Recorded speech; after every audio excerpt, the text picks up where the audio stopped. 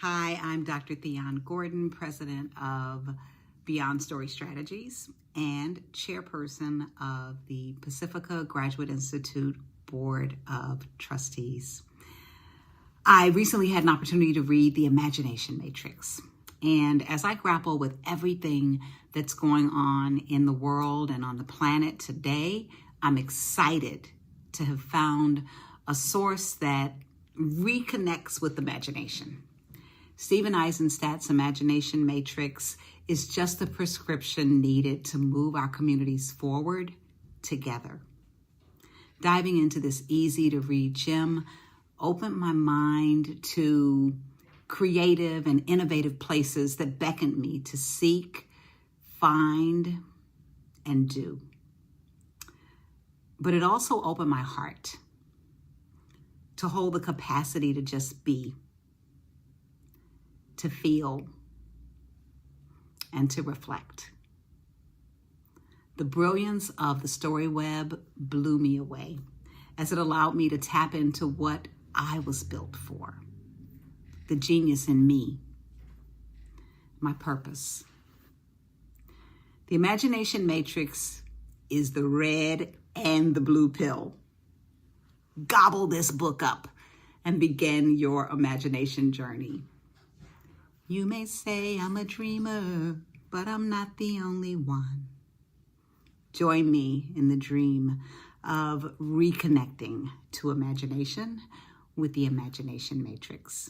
Stephen, thank you for creating such a gift. I'm so pleased that Steve Eisenstat's book, The Imagination Matrix, has finally come out because it's a really good book, very practical, and in the best of Jungian tradition. Because when Jung and Freud split up in 1912, it was over the interpretation of the Oedipus complex, and Freud said it was the attraction to the mother, and Jung said it was a regression back to the matrix of being, and the matrix of being, of course, is the creative imagination from which everything flows. And Stephen gives us a possibility to access that creative imagination, to access that matrix, and go into it with exercises and very practical suggestions. And it's going to be great for anybody who wants to investigate this autonomous imagination, this imagination that's alive in all of us and that we are alive in, because as Jung said, that soul is not in us, we are in soul, and we are therefore in the imagination matrix. And I'm very, very glad that Steve wrote this book so that many, many people will have access to this imagination matrix. Thank you, Steve.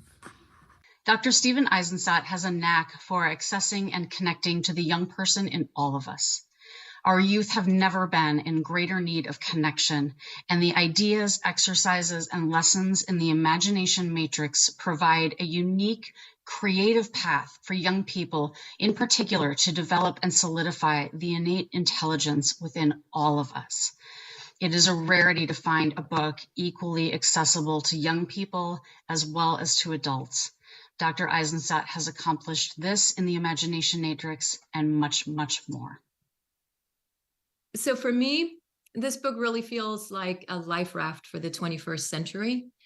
It's almost like it's a manual for this brand new way of seeing the world that's pretty paradigm shifting.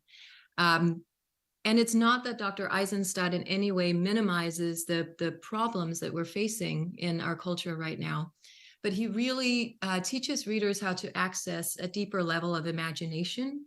And he teaches how this level of imagination can open us up to healing, inner support, and a sense of interconnectedness with everything.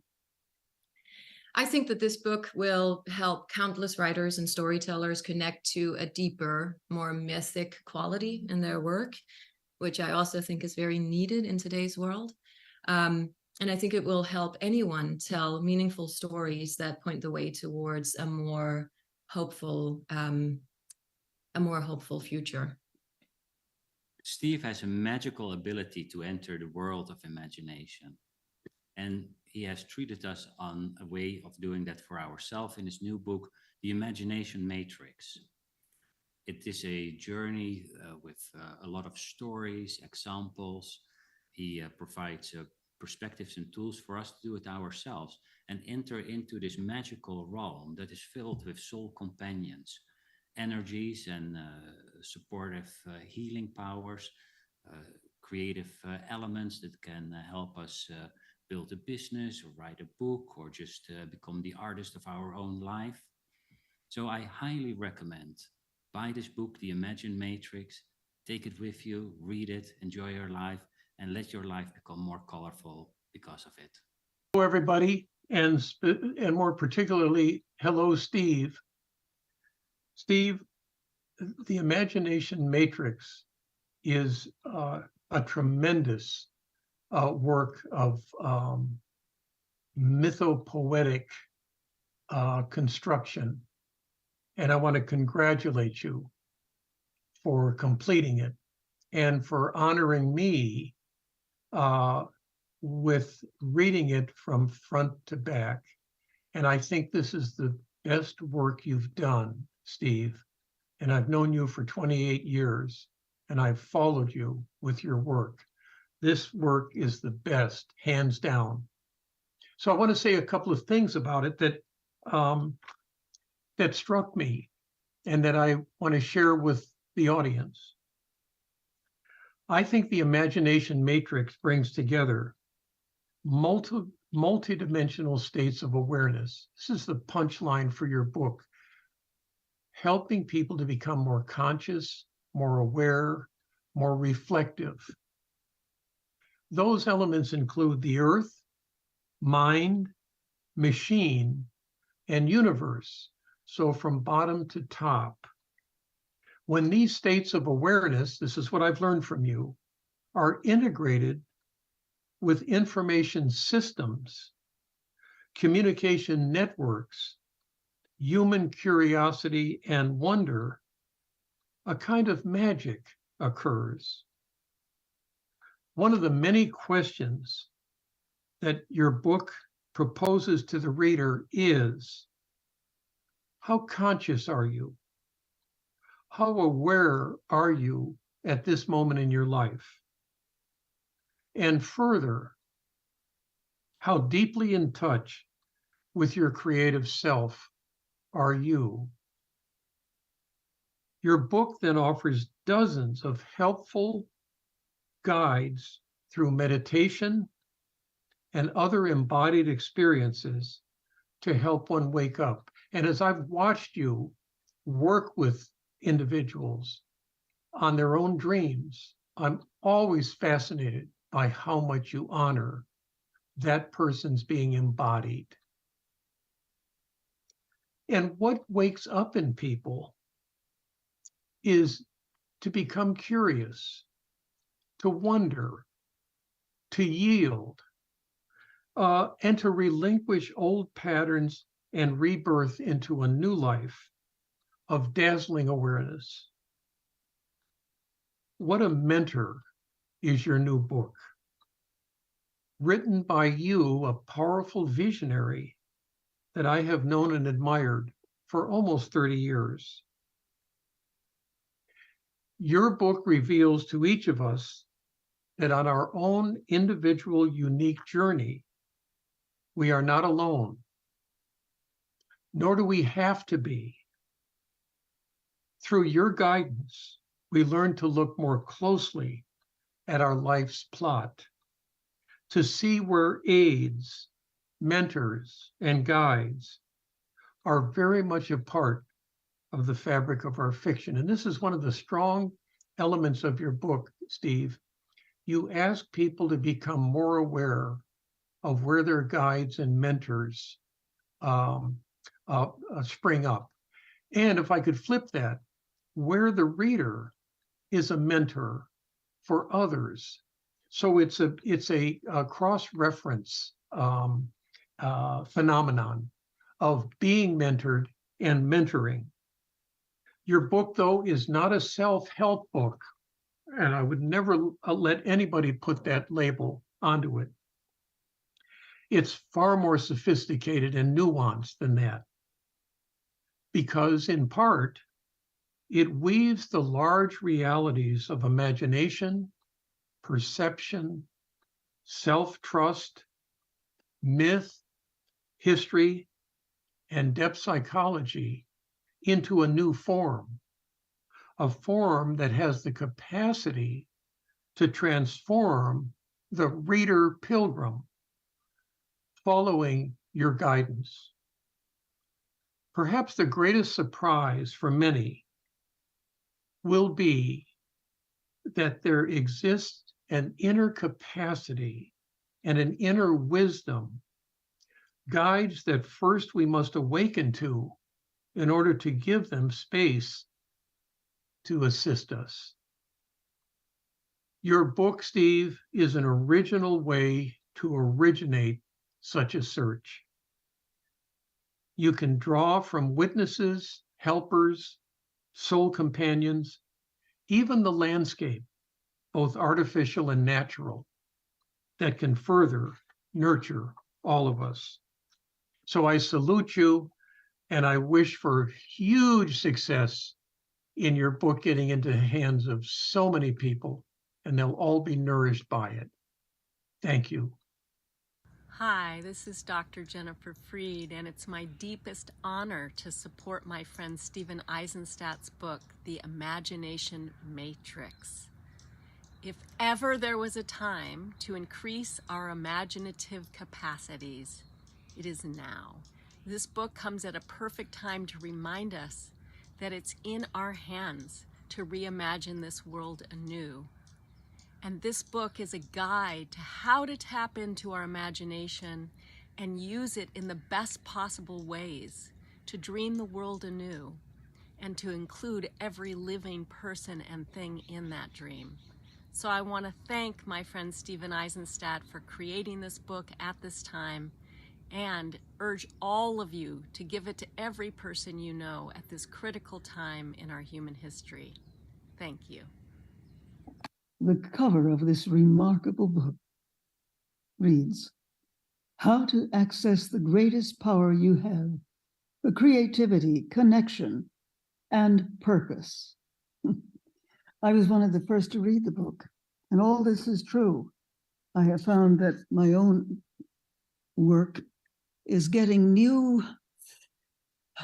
capacities, glimmers of possibility that I never knew before. And I've been writing for too long. It even made me enjoy writing. But I think what is really the most and the deepest power of the book is it is a wake-up call from Central. Somehow the mind of the universe has actually gotten into the book. So when they call it the matrix, it is the matrix always being the depth structure of things, the great evolutionary potency. That's what this book is.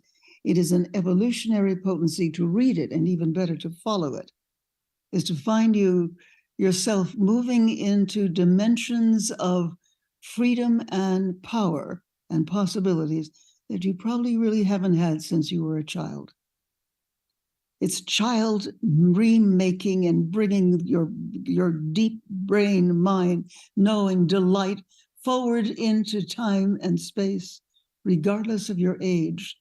You find that you have joined the great parade of those who turned the page on history and made the difference. This is one of those books, one of those experiences. It's more than a book.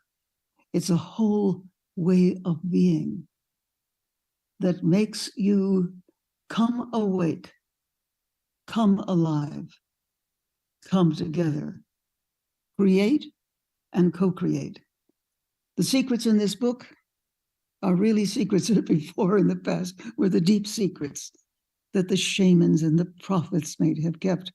But now it's out there, up front and in your face, and allows you to go through its pages follow its magnificent, luminous instructions, and open not just your curious mind, but bring your soul home to do its new deep work. Oh, friends, please, please, please, please read The Imagination Matrix. It will be perhaps the best gift you have given yourself in years. Thank you. Hello, my name is Anneloes Smitsman, and I'm really happy to share with you this message to let you know why I so strongly endorse this beautiful new book by my dear friend, Dr. Stephen Aizenstat, The Imagination Matrix, which truly is an imaginal companion that I believe everyone should have. It is a true gift to the world that activates and calls upon our creative genius for taking on the greatest challenges of our time, infusing our lives and our work and relationships with meaning and with story and the powers of the imaginal realms of consciousness. And through it, we learn to partner the essences of the 4 quadrants: Earth, Mind, Machine, and Universe, supported by cutting-edge research and breakthrough practices that Steve has put together as incredible applications from the fields of earth sciences, depth psychology, new technologies, cosmology, and so much more. This powerful guidebook, The Imagination Matrix, I believe will significantly uplevel your life and your work in both ways, seen and unseen. Steve's brilliant storytelling, it evokes your curious mind and it guides you home to your beloved soul companions as you discover how to empower each other and answer our deeper calling for being. The Imagination Matrix prepares us for the massive transformations that are required from us at this time, and in ways that rekindle our imaginal play, invite fun, increase joy and wonder, and deepen our love for life, for Gaia, and for each other. Thank you so much, Steve, for bringing this masterpiece into the world. Hi, I'm Dr. Fanny Brewster, and I'm so glad to be able to talk with you for a little bit about Dr. Steve. He was my first dream teacher at Pacifica when I attended school there, my first year in the clinical psychology program. And he was my first dream teacher who helped me in a way that I had not experienced dream understanding or dream tending or the dreaming imagination, any of that before, even though I came there with a deep desire to study and learn more about dreams. And so I am exceptionally happy to be able to sit here today and be a part of his book launch for The Imagination Matrix. I think that through his writing, he has created a practical structure that joyfully provides us with support for the inner spirit. I think that experiential moments described in the book awaken the mind and engage the soul through a curious mind concept that leads to innate genius in practice. And this has definitely been my experience in my relationship with Dr. Steve and the dream tending that he has done in the world. So please enjoy his book. Let us all enjoy this launch, knowing that he is launching something for all of us with the work that he has done. So enjoy. Hello, my name's Randall Lee. I'm a longtime behavioral health administrator, a practitioner of dream tending for 25 years, and a professor of counseling for graduate students. I'm here to recommend today Stephen Eisenstat's latest work, The Imagination Matrix. In fact, it's something that I've already purchased copies for all my kids for Christmas because I cannot imagine a greater legacy than something that will open up for them their creative and imaginal selves. In it, you'll find very practical exercises to fire the imagination, unlock innate genius and curiosity, and reveal the splendor not just of the natural world, but also the wonder of the creative realm. So I encourage you not just to buy the book, but to apply the book and use the exercises in to find out what's just beneath the surface of our conscious awareness that can help us in so many aspects of our lives. I'm a big fan of the imagination. And as far as I know, on planet Earth, there's no better teacher for how to work with your own imagination than Dr. Stephen Aizenstat. I've worked with Dr. Aizenstat for many decades now, and his understanding of the human imagination, the deep self within us all, is unparalleled. And in this new book, The Imagination Matrix, Dr. Aizenstat gives you a whole system for diving in to the deep, deep ocean of your own imagination, and shows you how to contact the imaginal intelligence and the deepest wellspring of your own creativity. I really can't recommend it highly enough. I hope you enjoy The Imagination Matrix. Can you hear me? Hello, hello. Hello, hello, everybody. Welcome, welcome, welcome to this amazing event. Before we get started, I want to invite you not to shut off your phones. If you would like, in these next few minutes, let people know you're here. You can tell people if you want to. I'm going to give you a minute to text, to tweet, to Facebook, to Instagram. Let people know that they can stream live and join you and so you can send them to theimaginationmatrix.com and hashtag Imagination Matrix. So if you want to tell your friends that they don't have to have FOMO, you tell them you've been to this great event and they're like, well, how come I didn't get to go? Well, they can. So go ahead, do that. You don't have to. Oh, but please silence your phone. So that would be really good to not have it beeping and bleeping all over the place. Yes. And you can stream live as well, but just turn down the volume. Yeah, right on cue. Thank you for that. That was perfect. Volume off, but you can be live if you want to. I'm just going to imagine that you've already done all that. Oh, P.S., let me just tell you a few little housekeeping things.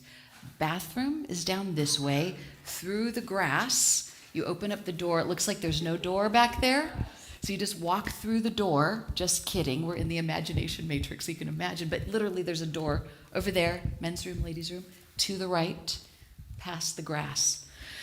But water and wine, and there will be a champagne toast at the end. So there's that. And if you need anything, you're welcome to do that. We're going to be running, this will be about for an hour and a half-ish. So just get comfortable. And we will have Q&A towards the end.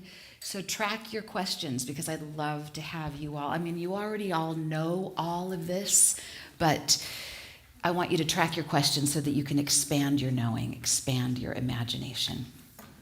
Okay, so I think with that, we're ready to rock. Let's just all take a breath together, okay? Let's just get grounded and breathe and bring ourselves into this present, sacred, holy moment.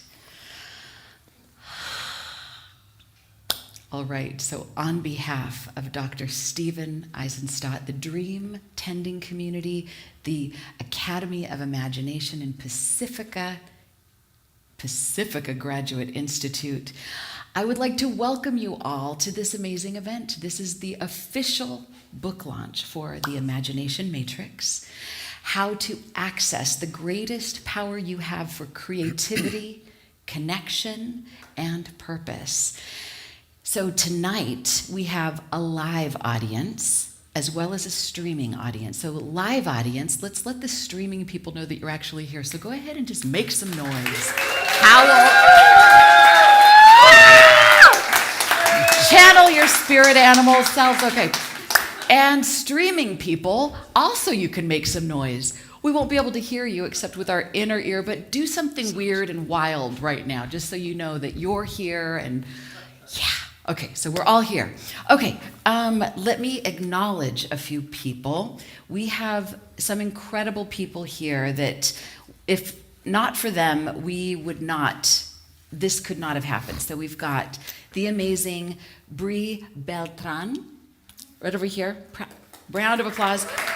We've got Claudia Butot. Is Claudia here? Oh my goodness. Well, we know she's here in spirit. We've got David Thalberg. Is David here? Oh my goodness. Okay. John Ziegler, Christina Knight, Paul Matthew of West Beach Films, and all the people that are behind the scenes. Ruby from the Narrative Loft. This place is amazing. We love being here. This is gorgeous. And Steve's publisher from Sounds True. So round of applause to them. And just a little note about who I am. My mom said it was rude for me to talk to strangers, so I don't want you to think of me as a stranger. So I am Kelly Sullivan Walden. People know me as Dr. Dream. I am a dream enthusiast. I am a podcast host.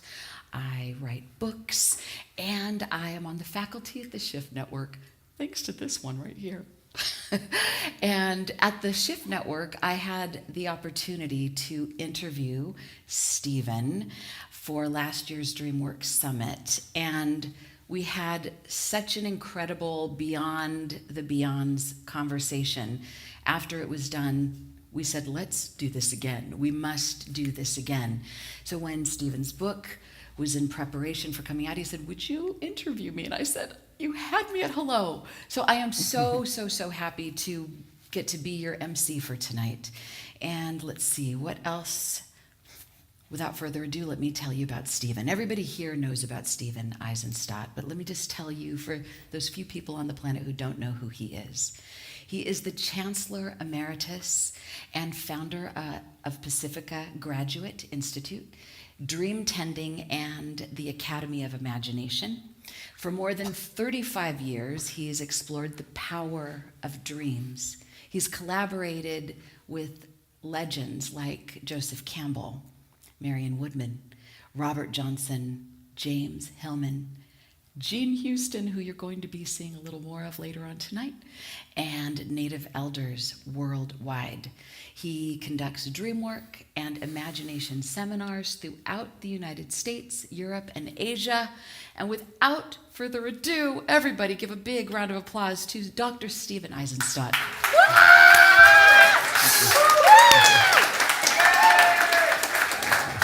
Congratulations. His book is already a bestseller, by the way, on Amazon. #1 hot new release. And yeah, so, you know, we still want everybody to buy books and keep that bestseller status going, but it's great to start already with such success. Yeah, mic drop. Okay, so we're going to be talking a lot about the imagination matrix, but how about if we begin at the end? Instead of talking about it and then bringing people into an experience, let's start with an experience and then unpack it. So from chapter 1 in your book, you've got a great experiential process. Okay, Leah, let's do that. So let me invite you to take a moment. Let's close eyes if you're comfortable. Yeah. And as we all do, we know our praxis, and each one of us has it in a different form. So choose the form that's working for you now. Feet on the ground, feeling your body in the chair. Yeah. Just a breath, couple breaths in, inside. Yeah. Just getting here. All of us, busy days, active lives, just to be present in community with one another here now. All right, and let's gently open eyes. Coming back into community, in this community. I know we're streaming on many platforms, so all of you and dear friends and dream tending community and colleagues around the world, hello. Please join us in what we're about to do. Let's take fingers. 2 fingers this way, yes. And we're going to do a very easy and quick idea to shift our paradigm. So this is focused, And just take a moment and with focus, so we're going to look right through this, putting these lenses of perception on, and just scan with focused eyes and notice what comes forward, just also simply. Nothing tricky, difficult, just scan with focused eyes. Now let's extend our fingers. Peripheral vision, wider vision, something many of us are familiar with. And now let's do the same thing with wide open peripheral vision. Yeah. Notice what begins to happen. Changing perspectives. Mm-hmm. We're opening curiosity is what we're doing. Alrighty? And now just noticing as imagination begins to form ever so early. Hands down. Deep breath in. Take a moment. All right, we're here now. We are here now. We are in community. We're present. Something brought us here together, for sure that. Friendship, yes. Something else as well. Intrigue, interest. Mm-hmm. So I'm going to invite us one last time, very quickly, closing eyes and getting curious about what has brought us here. And what intention, what intention do we have around being here?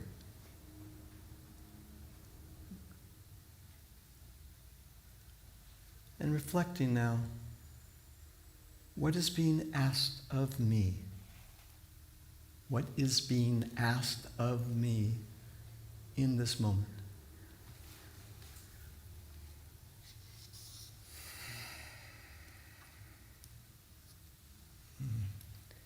Yeah, and if your eyes are closed, when you're ready, gently opening, coming back into community, we're shifting.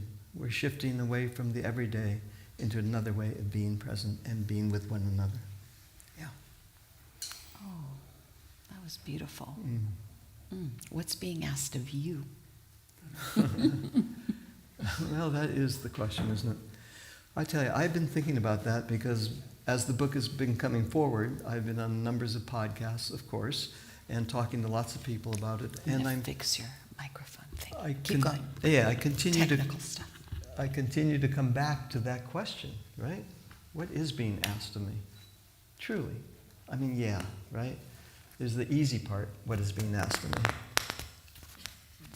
Well, I know right now what's being asked of me. We want to hear every word. What's being asked of me is a microphone that is, yeah. All right, let's see what's going on. Like that. Oh, there we go. Yeah. That might help. Yeah. So what is being asked of me? And I've reflected on this, and particularly coming here. And it's new. It's not familiar. I mean, once upon a time, it was creating curriculum. Once upon a time, it was, well, way back, fulfilling an MA degree or a Ph.D. degree or getting a licensure. It's not that at all anymore. And I think at this station of life, it is something about giving back. You know, truly. Always has been for me. Truth of it is. And now more than ever, particularly with this book, how do I bring the work that is moving through me, that has a life of its own, this work, how do I bring it from inside here, from my daily praxis? I mean, this is an evolution for me from all the years that I've worked as a professor at Pacifica and University, and to the years and years now, decades of work in the dream tending community and working with those folks, right? And cultivating dream life and tending to dreams. Right. And now that's evolving. And how do I bring that work, the new work, the work that's evolved through dreams into the world and offer that to people? Yes. Well, I think you've done an amazing job. I'm just going to hold this book right now. I'm just going to hold it. How did this book come to be? What inspired the Imagination Matrix? Well, there's a long answer and a short answer. Right? I think, actually, what inspired the book isn't of the last 5 to 10 years only. It goes back. And it goes back to a time when I was a child, 12 years old. Actually, it goes back even earlier than that, when I was very little. And I would go to my grandmother, who's here with me today, in my heart. And we had a little teeny little room that we were in, and her little sandwich shop sold lots of hamburgers there. And I would get over there as a 2-year-old, just kind of 3-year-old, get over and crawl up these stools against the counter. And she would offer me a little soda pop, orange, and some French fries. It was just a lovely experience, loved it. She brings something that I never knew she brought: courage, first and foremost, and charity, service. She brought her heart into everything. Not one person would go into that sandwich shop and would leave without eating something, regardless if they had any money at all. Every morning when I do go into my praxis, she is very front and center for me. She is, completely. And actually, as I'm talking about her, I feel her presence now. And her father, my great-grandfather, that I've written about in numbers of places, the shoe cobbler. He was a master storyteller, and I forever have been in grateful in gratitude of his presence. Then at 12, something different started to happen. You know, I was exploring things. I was always curious as a kid. And I remember a family trip that we took. We went to the beach, because I grew up in the San Fernando Valley, right outside of Los Angeles. And we go over the mountains, over Topanga Canyon, and where I know you live, over Topanga Canyon, and end up at Zuma Beach. You know the place, Zuma Beach. All right. This is the family beach for people in the San Fernando Valley, right? Over the cliff there, or over the hill. Over the cliff. Over the cliff. That's another story. Yeah, that is going to happen. We'll talk about that later. Yeah. And we got there, and I'm 12, and they're, it's the big lifeguard stands, one after the next, and food advertised, parking, everything. It was all just what it was meant to be. And there were lots of people there, flood of people there. And the idea was, look, as my mother and dad said, particularly my mom, hey, this is the beach, we stay here. Okay. But my eyes wandered, and I noticed a big jetty going out into the sea. Right? Your curious mind was intact. My curious mind was attracted, and don't go there, right? And parents saying not to get over there. That's a dangerous place. But the ocean went out. Actually, it did, and I thought, well, I'm being drawn. I didn't think that consciously, but my curiosity got, and I did go, and I got over because the ocean went out. There was the little jetty, and so I walked around and sat on a rock, a kind of a coral rock. Okay, and honestly, I think this is really where it all started. Sitting on that rock, I was just noticing and really getting intrigued about all the little creatures in the tide pools and the seaweed and everything that was going on. I was just in a sense of awe, really, And then it happened. A voice from behind. Voice said, Did you know rocks could talk? I thought to myself, what? Rocks can talk? I mean, I've always thought that as a kid, but I didn't think anybody else did. Maybe I'm not nuts after all, right? It wasn't really fitting in that well in school. Did you know that rocks can talk? I said, no. Then I looked up, and there he was, 17, surfer. But when you're 12 and you look up and there's a 17-year-old, oh my God. They are the coolest. It is being visited by the deity, right? It is true. God in hiding right there, right? Right. Did you know rocks could talk? And I thought, okay. And I was just mesmerized, right? Actually, a lot of what I did in writing this book had to do with that state of consciousness, just at that moment, right? I was just in another time and place. I was inside what we call now, or what I'm calling the matrix of imagination. What happened is that I noticed after some time passed, the ocean. The tide was coming in. Oh, God. Yeah, and I thought, uh-oh. Uh-oh. And now I have to get to the other side quickly, right? So I just changed my mind, went from that kind of to a very, goal-setted, got in, and I'll never forget this conversation. I got over there, and think it was my mom again, that asked, "Hey, Stephen, where were you?" And what am I going to say? In that tone? Just, hey, where were you? Yeah, Not like, where were you? It was kind of more like that, but I'm trying to be, I'm trying to pursue that kind of, much more like that. So and I said, young man. Where were you? What are you doing? You're not supposed to be, "Oh, well, I just, what am I going to tell him?" And back then, on that side of Zuma, some people had their clothes on, their bathing suits, others did not. So at 12, Jennifer yes. remembers. Yeah, so it was, there was a lot of And we have mystery pictures over there. Oh, no. No, we don't have pictures. No, a lot of mystery. So I started to explain, but I thought, wow, there are really two worlds, right? Yes. There's this world of those big food signs, the lifeguard stations, modernity, suburbia, controlled, dictated, the rules, the regulations, necessarily so, for sure, necessarily so. But wow, that other side, whoa. Right. So in many ways, this book is a bridge. This book is for adults who have forgotten all of that to come back in and then go even deeper. It's not just about remembering. It's also taking it to the next place. I think so, yes. Okay, so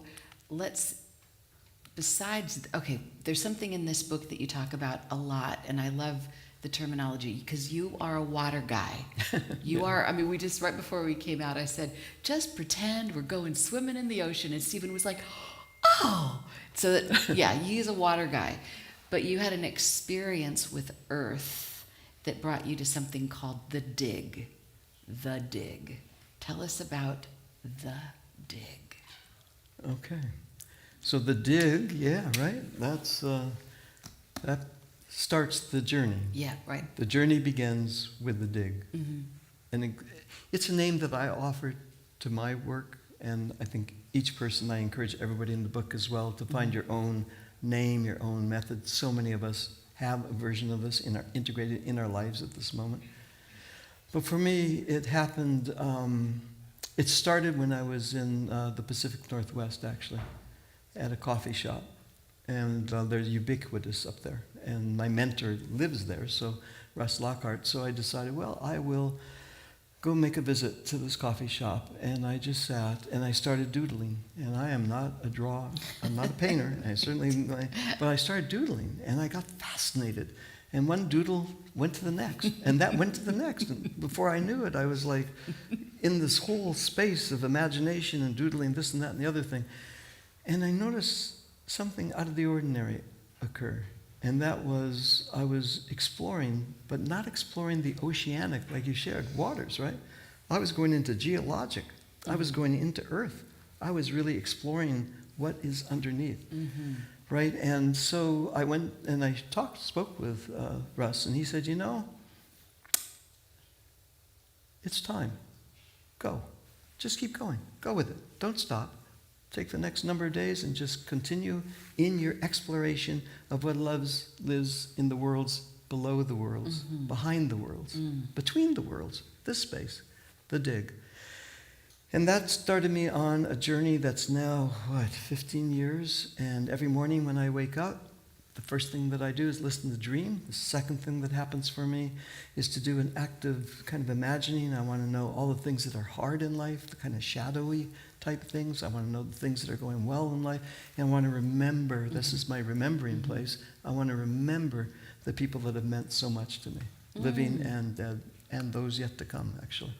So I take some time, and that's not a great deal of time, but it's about a good 15 minutes or so in that process. After dreams, then I start.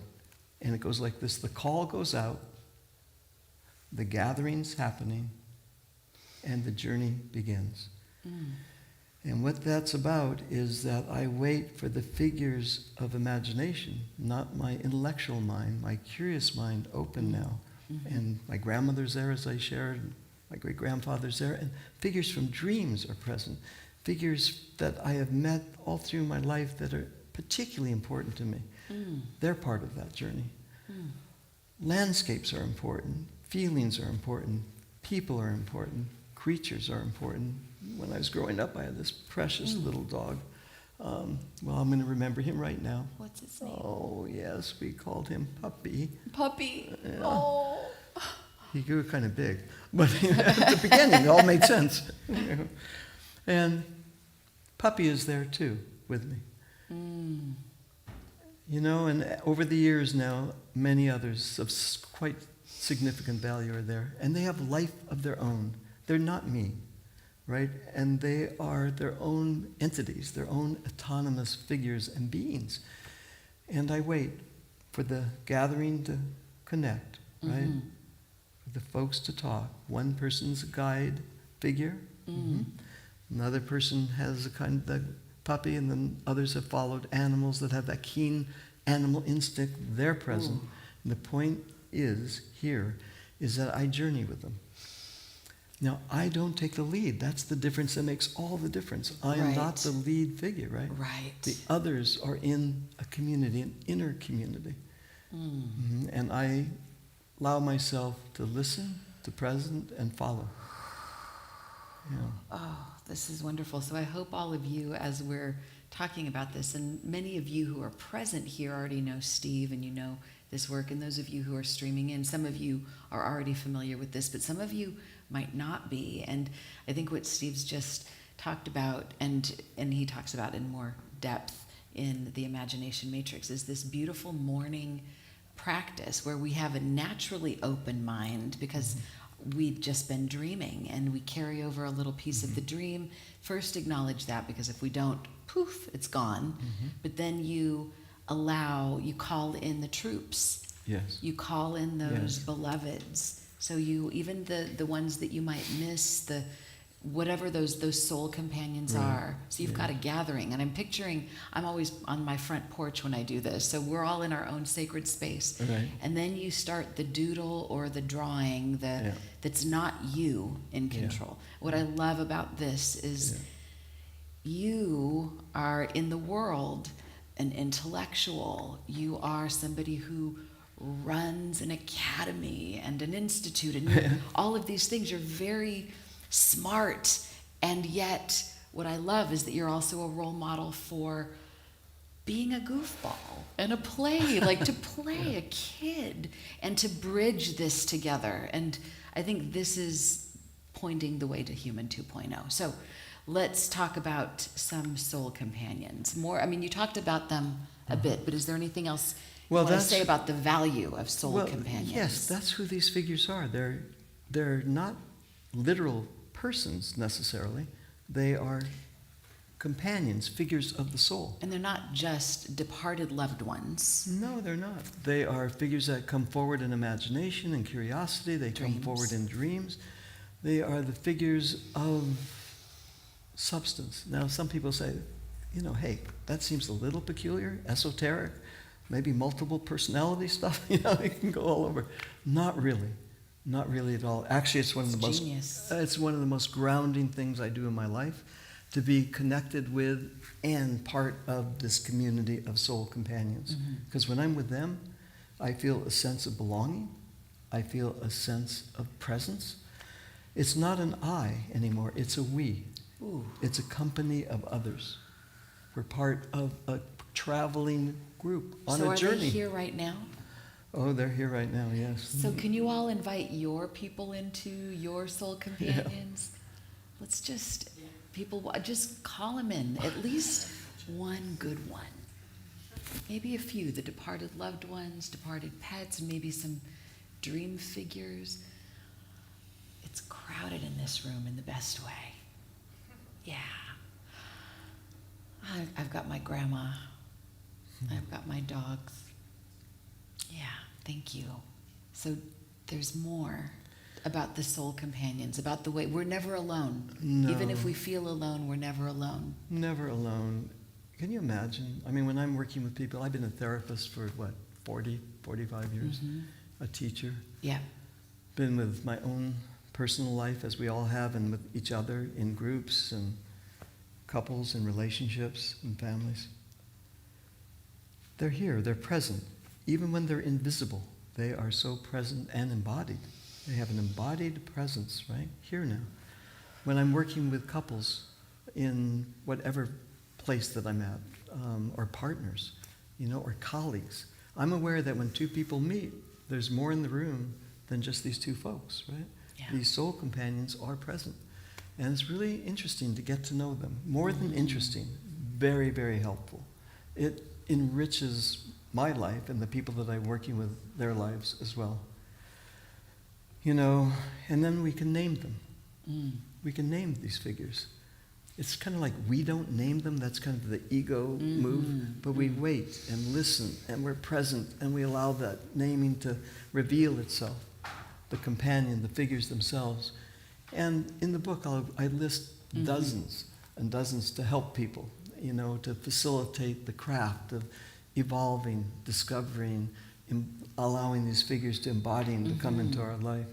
But just a couple, just to share, right? The friend, the dear friend that we have in awake life, right? The dear friend, the one that really got us, holds us. I'm looking out at you all, and there's a number of you here for me that are exactly that. In the world under the world, when they become illuminated, when they become embodied, when they become imaginal, when they're soul companions, that dearest friend can take on the image of the beloved, right? That's the beloved. And to be part of and present with the beloved of the soul is a difference, as we all know, that makes all the difference in the quality of a life, right? What about the one that's a witness, the witnessing presence, that one that's unconditionally here for us and witnesses what we do and brings us into our witnessing presence, right? Think of who that is when it gets illuminated in the world below, behind, between the worlds, in the place for me, the dig, for each of us, something different. That one. That one becomes, that witnessing presence becomes something of a wise owl, you see? It transforms, it illuminates into a figure, a presence. Think of the wise teacher. We all know this one. We all have the wise teacher. There's been wise teachers in all of our lives, and not necessarily at the school place or the education place. That's for sure. Often not, frankly. Right. But the wise teacher, when illuminated, when it embodies, when we go into the dig and go in preparation, which is all described. One of the things I really want to do with this book is just to create description simply, clearly, so people have the tool chest, right? Have the kit, the methodology to really allow these to come forward. But that one, that wise teacher, when illuminated, becomes something of the mentor. Can you imagine on the journey, what it's like to be accompanied with mentor, right? The wise owl, the beloved. You see, it's not me.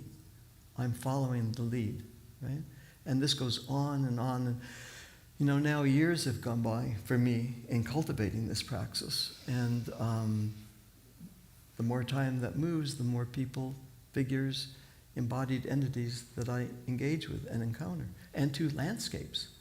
I mean, what are the extraordinary landscapes? All of us have landscapes that are special to us, right? For me, as you've heard, I love to go down to the ocean. That is a sacred place for me. But each of us, whether it's a backyard place, right? Or whether it's a part of a room in a home or in an apartment, all of us have places that are particularly meaningful for us. And that too is part of what it is to journey in imagination. But let's not leave out the troubling figures, right? Because, otherwise it becomes a romantic fantasy, to be honest about it. And we know the angst that comes into a life. And we know what it is to be in the world of today, and the grief, and the anxiety, sometimes despair, depression, isolation. We know, right? It's hard. So what about that? We can't just pretend that a journey in the world behind the world and the matrix of psyche and soul is all, no. So those figures too, the critic, one, because I worked so long with myself first and with others, the judge, that one that's always got that message, that one, right? But when it gets transmuted, because we have to work with these figures, it's not like you change them into something fantastical. It's that each of these figures, even the ones that have a shadow-like quality to them, becomes helpful in the journey. So that one, the critic, the judge, which we all know, think about it.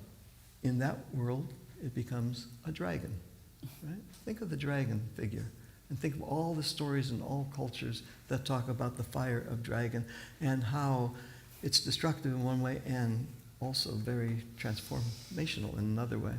Or the intruder, that's the one that's up right now when everything is cooking. And think of that one when transmuted.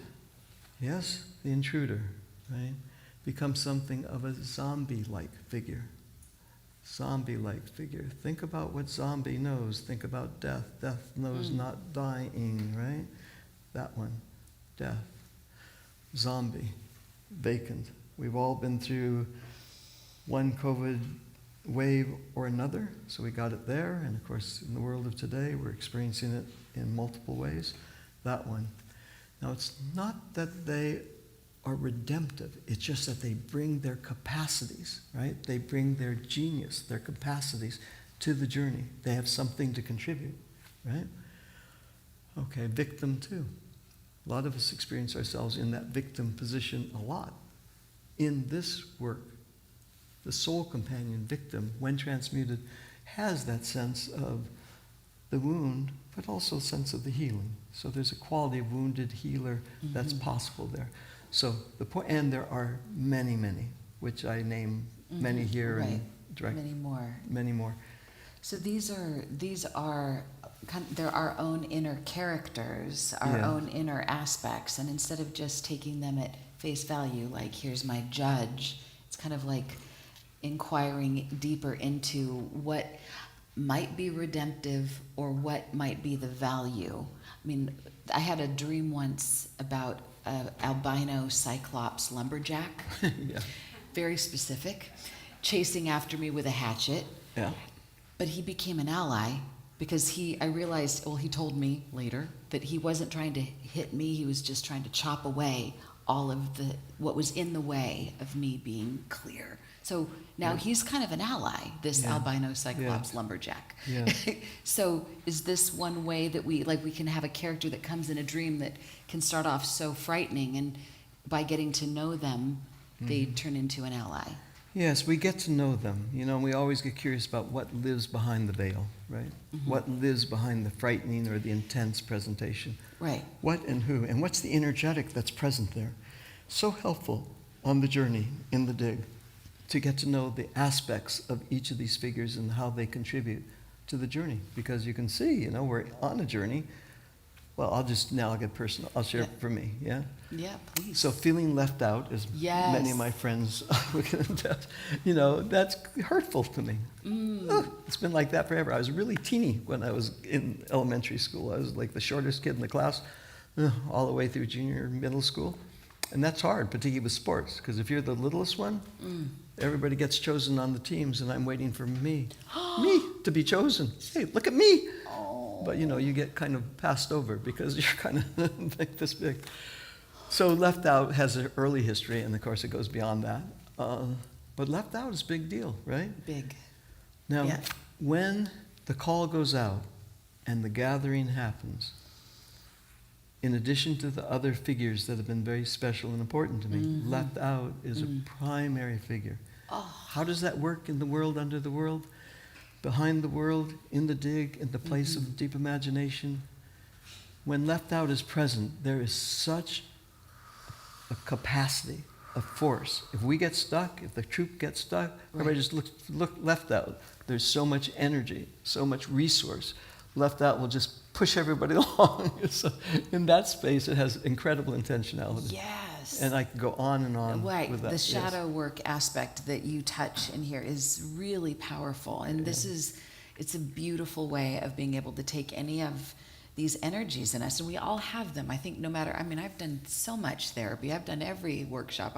And I still have them. And left out is a big one for me too. And I would dare to say that it's probably one for all of us. Anybody here have left out, have a little subpersonality, little character? Nobody's going to admit it, but I know you. Only one back there. She gets the prize. Here you go. Come get your book. But whatever those characters are, I think the way through it is through it. That's the only way. And to bring them in, and there's such great genius there. Yeah, well, when we're there, there's something that happens in consciousness, you know? Yeah. And I named that quality of consciousness for me illuminated consciousness. Yes, let's talk about that. Illuminated consciousness is a centerpiece, I would say, in this book. And we, you know, you've touched on it a little bit while you're here. There's a lot of chaos going on in the world right now, where we could say that you can't solve a problem with the same mind that created it. And that illuminated state of consciousness, if we all could turn on that light and just be in that, then my God, the world might be a little bit different, maybe a lot different. So tell us about how illuminated consciousness came to you. You had an experience. I did, and I don't share this experience in the book, but I'll share it here now. I was in Zurich on a lecture tour and offering a number of lectures in Zurich, and I was connected with the Jungian community there, the extended Jungian community there. And I received an invitation to celebrate a special occasion with a number of folks. But it wasn't in Zurich. And we had spent time in Jung's home in Zurich, and certainly spent time in a variety of other places. And some of the very extraordinary analysts internationally were present and offering this and that and the other. And then a number of us had the good fortune and really the privilege to be invited to go to Bollingen, which is the place where Carl Jung, the incredible person, core figure, he and the women and men that followed of the depth psychological orientation tradition, to go to Bollingen, which was a place for him and the family that they would retreat to. So there's outside of Zurich, up, and it's not a public place at all. It's very quiet, actually, and he built a tower of stones. And those imaginal figures that I was talking about, those soul companions, he was into very deeply, as were the women and the men that were following his work, sculpting them, painting them, writing about them, making them incarnate. I mean, just incredible. I'm wandering around his home place, his actual family home, and I'm bumping into this figure or that figure sculpted in rock out in the backyard there. At Bollingen, it's a tower. I mean, it's just a stone tower. You know, it's just classic. And nobody's allowed in it. It was kept very, very private, right? And but we all gathered there because the outside area was okay to be in, so we did that. And we had a barbecue, and we did our celebration. It was cool. Everybody's left, and then one of the members that had essentially grown up there in the family group said, "Hey, Steve, why don't you stay?" I thought, okay, that's a mystery. Follow that curiosity. I followed two things. My rational mind said, holy shit, I'm not going to figure out my way home. So I will stay if you promise one thing, that you will take me home. In Zurich, I was, it's out far. And the second thing, I did get curious, and I thought, well, let's see what happens. He said, come on. And the catering was over, and he grabbed two bottles of, no food. Well, he's a party guy. So 2 bottles of champagne, hands me one, he keeps one, pops them, the caterers take everything else out. Let's go. I go where? We're going to go up. Well, remember, this is sacred space, and everybody was incredibly respectful. You have to be. That's how it should be. He said, no, that's okay. Dude, I said... Did you say dude? I said, dude, we're not supposed to go up there. And he said, no, come on up. So we go up, and it's winding stairs, right, all the way up. Wow. One story after the next. Remember, no electricity, nothing like that. So it's like, we had candles is what we got up those rocks there. And I'm going from one, and I'm feeling incredibly privileged, fortunate. I mean, I was really breathing this in, being filled with gratitude, really, for the opportunity. No kidding. Then we got to the second to the last story. This is what changed everything for me. This is where illuminated consciousness actually originates for me.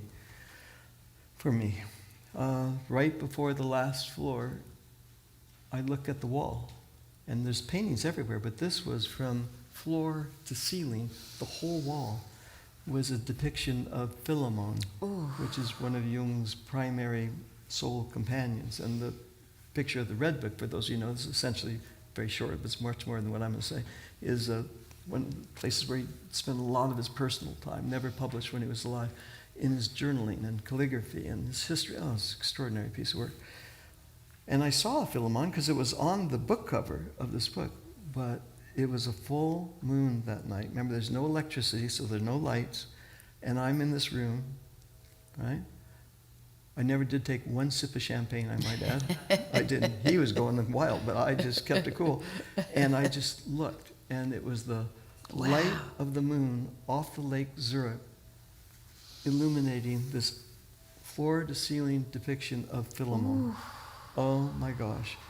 I just sat down, honestly, truly, and I was there for almost an hour or so while he was gallivanting, but I was just in awe.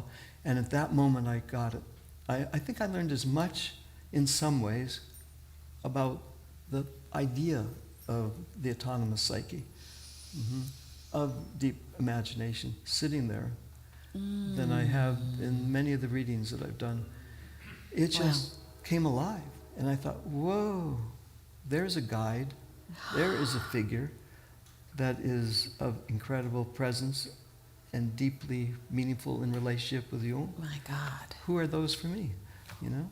Ooh. And I think that was what got me the whole idea of really deepening even more fully into the Jungian traditions. I've been blessed to be with many friends and colleagues, many analysts that have really offered me the opportunity to look even more deeply into the traditions. Yeah.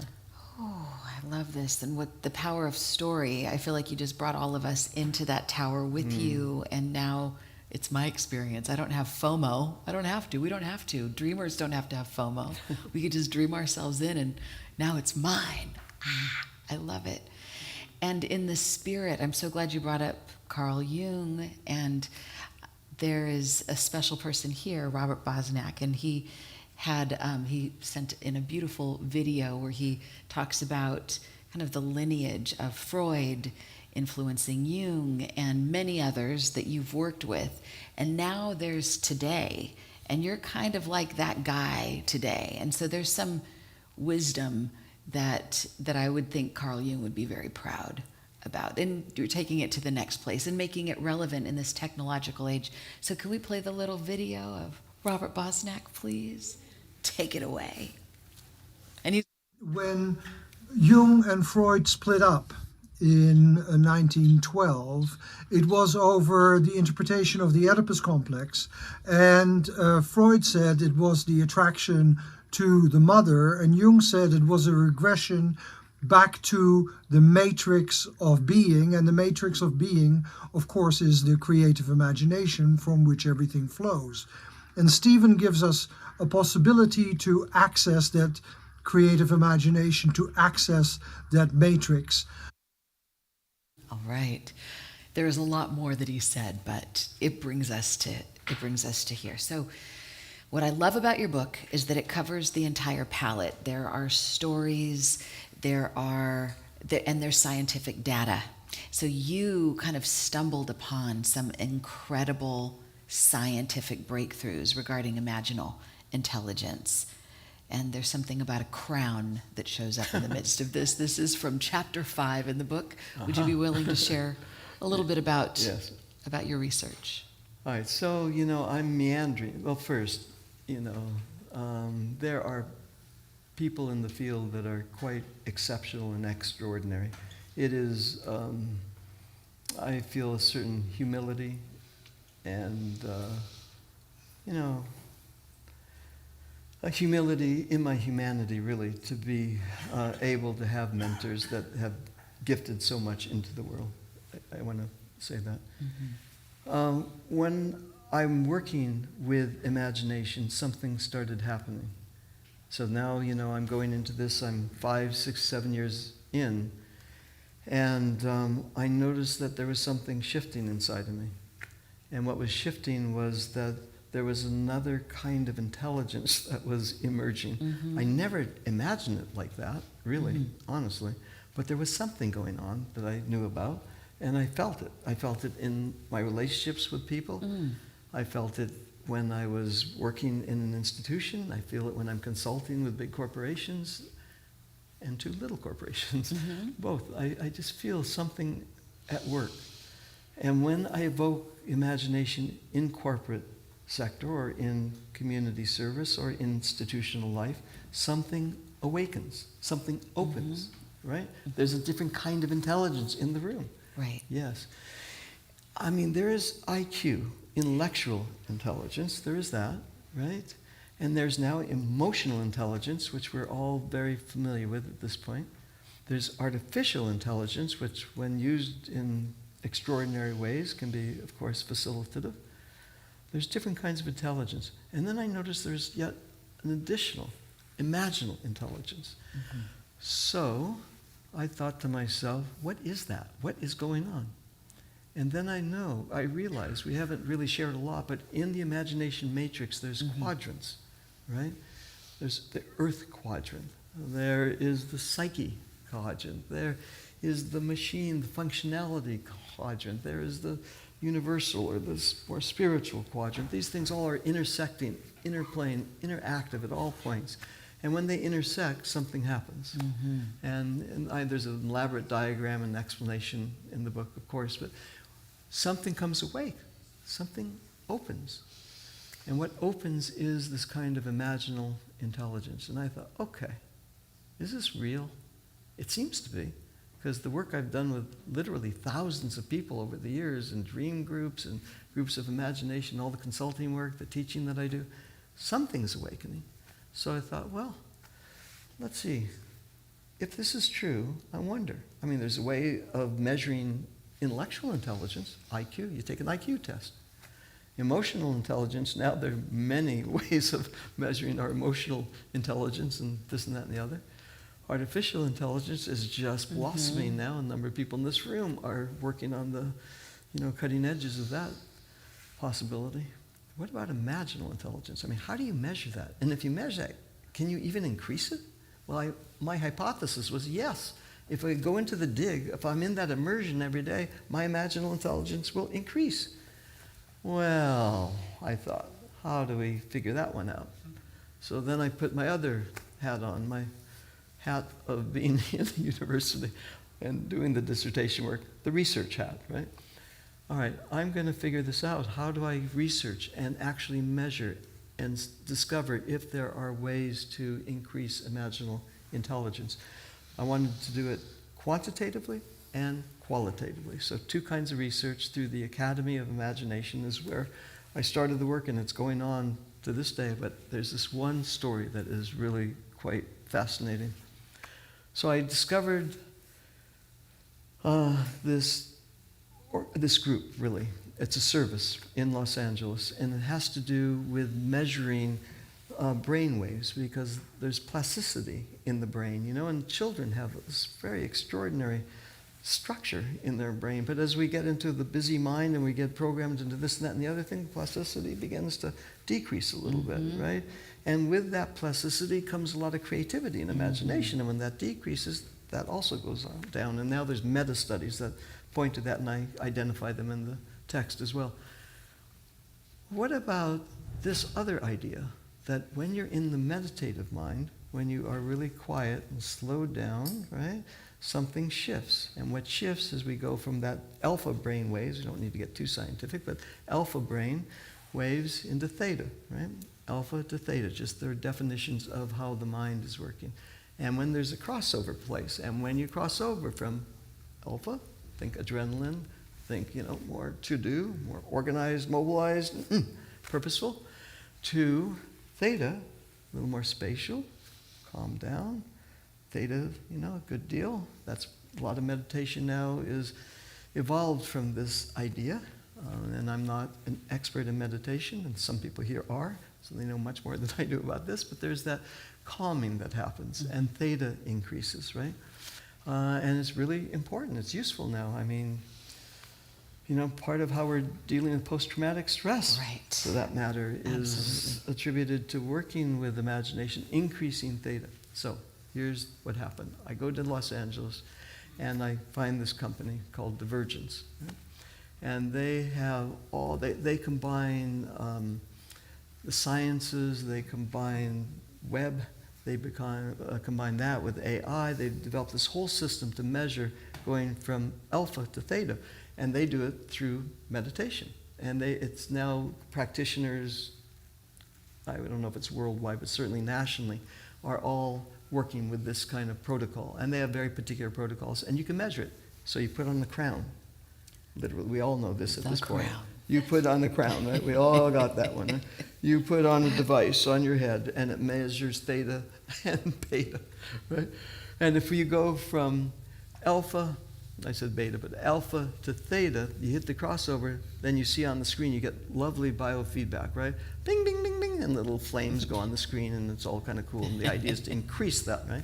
And you can do it with a little music going on or some other ways of working with meditation. So I thought, well, why don't we use that device and experiment with what I named the dig, with going into imagination. So not the quiet mind, not the empty mind, not that. Now the curious mind, the imagining mind, that place where, that state of consciousness where you meet your soul companions, you interact, you explore, you journey, you are engaged and involved, part of it. And they thought, yep. First thing they thought was, where do you live? I said, Santa Barbara. That was a sure giveaway. Next thing, that's in California. Want to hug a tree? That's in California. That's in California. So I got hooked up, and I was with two others, and we all got hooked up, and they had been working with me for a long time. So we got hooked up, and I went into the meditation, the crowns, and I saw the big thing. They all were watching. It was a whole gig. And, I was doing fine. I was, into my place and listening to the music, and the little flames that told me how much you're getting from alpha to theta were starting to go up a little bit. And then I thought, all right, game on. Game on, let's do this. Leaned back and went into my dig. I met my soul companions. There was grandma, great-grandfather, left out, the animals, they're all there. It was like a mega thing, just like I do in the morning. And what do you think happened? Whoosh, those flames went flying. There was it was a hush, and people started, they said, hey, come over, look at this. They're talking to all their colleagues. As it just went, Scott, 77% increase in theta, right? In that work. Imaginal intelligence, 77% increase. It makes sense. So that work, that quantitative work, is continuing. We're at the very beginning, but we're continuing that work through the Academy of Imagination and really bringing that forward to notice. And honestly now, person after person after person, when we're in that imaginative place, woo, theta increases, alpha decreases. We find ourselves changing in our body. Adrenaline goes down. Something else comes forward. Then we thought, okay, let's check it out qualitatively. So, I happen to be privileged to know a number of very effective research professors. This is what they do in life. So they designed 129 multiple choice questionnaire and 10 open-ended essays. And with all the criteria that we were looking for to measure what happens when imagination increases, what happens in the quality of your life, your creativity, et cetera, and sure enough, right? Now I think about 1,000 people have responded just at the beginning of that as well. Quantitative, qualitative, the work is in. That this really does make I know that anyway, phenomenologically, experientially. It's just really interesting to have it, verified, and gives us new insight in how to move from here. But that is something that is really quite phenomenal that's happened, yeah. It's always wonderful when science backs up what we already know to be true. Yeah. It's affirming. It's wonderful. Yeah. And in this day and age, there's so much happening with psychedelics and there's wonderful breakthroughs with that. Yeah. But what's great, not everybody has access to those. They can't all go to do a ketamine clinic. Mm-hmm. They can't all do psilocybin, but people have access to, it's really all roads lead to Rome. And where we're wanting to be is in that, to have more theta in our lives. It's kind of the antidote. It's like the medicine. So because you say that you can't, I love this quote, you can't be curious and anxious simultaneously. Yeah. So anxiety is in epic proportions for good reason. There's crazy stuff going on in this world, but we can't solve a problem with the mind that created it. The solution is theta. And there are many ways to get there naturally. And, not that psychedelics aren't natural. I mean, they come from the ground, but how wonderful that you are providing this, and there's data. So more theta, please. Yeah, more theta, please. More theta, please. I'll take another helping of theta. Another helping of theta. Well, that's, when I'm journeying in the morning, the day changes. If I'm in my process, if I'm making contact with the soul companions, right, I'm feeling a different resonance internally, and I shift. And then when I'm into a family experience or a work experience, who I bring to that experience is very different. Well, just like what you talked about the beach with the food signs and the very practical things, we need those things. We need that part of ourselves. We need to be able to know how to put one foot in front of the other and to turn on the car and to do all those things. We need to be able to pay bills and all of that. But I think we've maybe gotten too good at that, and we need more of this. We really, really do. So, yes, maybe not. Maybe not. That is my passion around this book. Yeah, it truly is. This is the passion that I have about this book. It's not the book only, it's the work that lives behind the book. Of course. Yeah, that is where it is. Because when I'm there in the morning, or when I'm working with so many others now, so many people, many of the programs that I'm offering are people that I'm encountering in difficult places, right?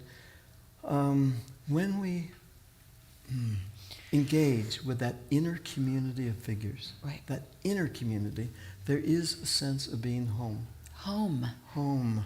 Right. There is a sense of belonging. I'm belonging. It's a deep belonging. I'm belonging to an inner community. We know we need the outer community. Right. But how great it is to be part of an inner community, an active member, and meander together, to journey together. And that in turn opens up creativity. Well, it's interesting because I think when we have this inner community of these soul beings, these sacred parts of ourselves, and we stop being as needy of other people to affirm us and to invite us and to all of that, we become more magnetic. And then it's like the rich get richer. The more we don't need them, the more invitations we get. So, I mean, it really is, this is the inner work. So, innate genius. One thing that's very affirming is that you say that we all have an innate genius. Isn't that good to know? I mean, some of us think, oh, that person's a genius, that person's a genius. Hello. But, what about little o' me? But you say even little o' me. We've all got innate genius. So talk about this and how you came to recognize this from chapter 7. Okay. Well, I began to notice, that we ordinarily ascribe genius to what we imagine, Einstein-like figures. Right. Giants. And they are. There's exceptional people doing exceptional things, no question. It's just that as imaginal intelligence opens, awakens, is cultivated, increased, something else begins to happen. People have a sense of belonging to this inner community of soul companions, right? And two, there's the beginning of, hey, who am I in all of this? Authentically, who am I? And for me, innate genius is to live in the congruence, in the actuality of my authenticity. Right. In the authenticity of my capacity. And I've worked with so many people this way, and I have many of them named and described and stories about them. Here and now, though, it's about, between the lines, on the lines. Am I really doing what I'm being asked to do? Am I really embodying what it is that actually authentically is moving through me? Am I doing that? Or am I following a life script of somebody else, or the programmer's code for that matter? Yeah. Is that where I'm caught? And I get it. There's practicality on every level, for sure. I mean, I've done a lot in my life and with other folks. In addition to the practicality, though, when that innate genius begins to present itself, in other words, the authenticity that is opening and flowing from the depth, the soul, and the interactions with these soul companions, as the journey reveals itself more and more, I then begin to notice how that might look in my awake life. Right. Yeah, I mean, I ask people, just take notes. Even if, if you're in an office space and you're in a cubicle, because I do a lot of consulting with tech firms, and behind the screen, and now it's not just tech firms, all kinds Everybody, of firms. right. Everybody's got a screen. Just as a little hint comes, just jot it down. And 5 days of jotting down the hints, the unexpected, the curious mind opening, and I got a little touch of that. Right. 5 days of that, and patterns begin to present themselves. And who am I, right? Oh, I think that is so important, because I think we all have these wisps of genius, and I think most of us are like, whatever. It's kind of like a dream. Like, it's just a dream. But there's this genius information that is coming in. It's just that we're like a fish in water. We don't even know that we're expert swimmers. But to take note of these moments of genius, and it's as if we're taking one step towards the genius, and it takes 10 steps toward us. Absolutely. Yes. I'm thinking of this person that I worked with, Fred, who I named in the book. I'll just go very quickly. Let's talk about Fred. All right, Fred. So Fred, he's a very successful contractor. Yes. He is really effective at what he does. And a number of people actually may know this person. Really good at what he does. And he was not feeling it. Wasn't feeling fulfilled. He came to one of the workshops that I was offering, and I offered him that exact same, it's more elaborate than what I'm sharing very quickly now, but I offered him that idea. Look, Fred, over the next number of weeks, as you're walking down the street, in your workplace, when you're on screen, just notice. Open your curious mind. Get away from the busy mind. Yes, the wider lens. Yeah. Not the rational mind only, which is incredibly important and useful and constructive, the curious mind. And just start grabbing the hints. You know what happened to him? He did that. And he started to experience something new moving through him. Yeah, he was looking around and he said, I'm successful and it is fulfilling and my family is doing really well because of the work that I'm doing, but there's something really deeply missing in my life, like for many of us. And what's missing is his true love, his art, his genius was really not in the supervising of people and doing all that work. It was in actually working as a carpenter and constructing. And he started projects in his garage, and he started making things for the art of it, for the creativity of it. He started doing that. One thing led to the next. A year went by. He is now known in town. He's become a finished carpenter. Oh my God. Yeah, making beautiful things for many, many people. So he followed the hints, right? Yeah. The hints that were moving imagination, opened up his imaginal intelligence, started collecting the hints, saw the patterns, and then discovered the authenticity of what really, truly was his calling. I love that. Someone once told me when it comes to writing or anything, if somebody else could write that book, let them. Write the thing that only you can. Right. So do the thing that only you can. And even just being in that question, well, if all these other people could manage all those people, then maybe what else could I do? So you have been around a lot of luminaries, as you've mentioned. Some are in this room. And there was one that you met in China that really inspired you. And there's this section in this book also in chapter 6. Chapter 6. Okay. Yeah. And you're talking about, the artist, yes. Zun Fun Chi. Yes, Zun Fun Chi. I was on another lecture tour in China, and I just want to wish all my friends and colleagues in all the many places that I journey in Minsk, in Moscow, St. Petersburg, Eastern Europe. Oh my goodness. Yeah. There's the community that's evolved around the Dream Tending and Imagination Initiative now is worldwide, and I go visit, as I know a number of people in this room do as well. I know all of our hearts are extended to these folks what's happening in the world of today. In fact, we could take a second right now Yeah. and just we've got thousands of people from around the world that are watching us right now, and many of those people are having a deep heartbreak moment. In fact, I think we all are to some degree. So let's just take a moment. And as Stephen was saying, let's just take this imaginal energy that we're connecting with through this imagination matrix and beam it out to all of them, to their hearts, and them back to us. Thank you, Stephen. Back to China. I wonder about that. All right, the imagination matrix. What can I do in relation to the world of today? Yeah.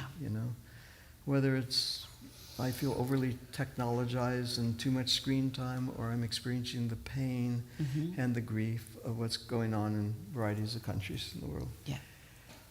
And I think for me, when it gets to that place, it has to do with to deepen imagination, to touch into that innate sense of calling. It keeps me connected to my particular impulse, what's moving through me. I'm not so quickly caught in the conformity of what's the politics of the day. Right. And I think that's, of course, what's tough in the world of today, is to get caught in the news cycle or the social media cycle or the politics of what's cooking. So to really stay connected is to be able to sustain our relationship to that particular voice that really is asking and needing expression. So we're not just reactivity machines, but coming from what is being called through us, so we can hear it and then act on that. Yes, not reactive, rather responsive on Exactly. behalf. So in China, right? I'm in China, back in Beijing. I'm on this lecture tour, and this amazing invitation comes to myself and a couple that I'm with. They both are Jungian analysts, and I'm with them. And we get an invitation to visit the most extraordinary painter in Asia. That's what he's esteemed as, like Zun Fun Chi. Pardon me if I mispronounce your name.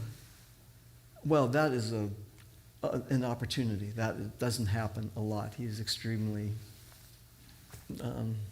first he's sheltered, he's in a big house, believe it or not, in Beijing. So to get to the house, you can only imagine Beijing as a world in itself to get there.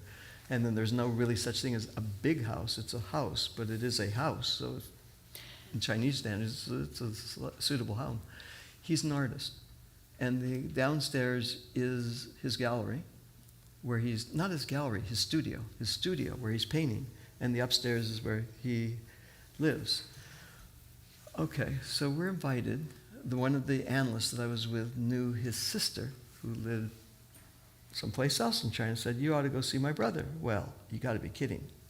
He doesn't. But for his sister, who he adores, because the two of she, as the story goes, is well known, really supported him when everybody else was pushing him away, and his artistic capacities was not seen with so many people, not seen by so many, but she did, and she sheltered him and supported him all through his junior high school, or we say junior high school, all through his earlier school years.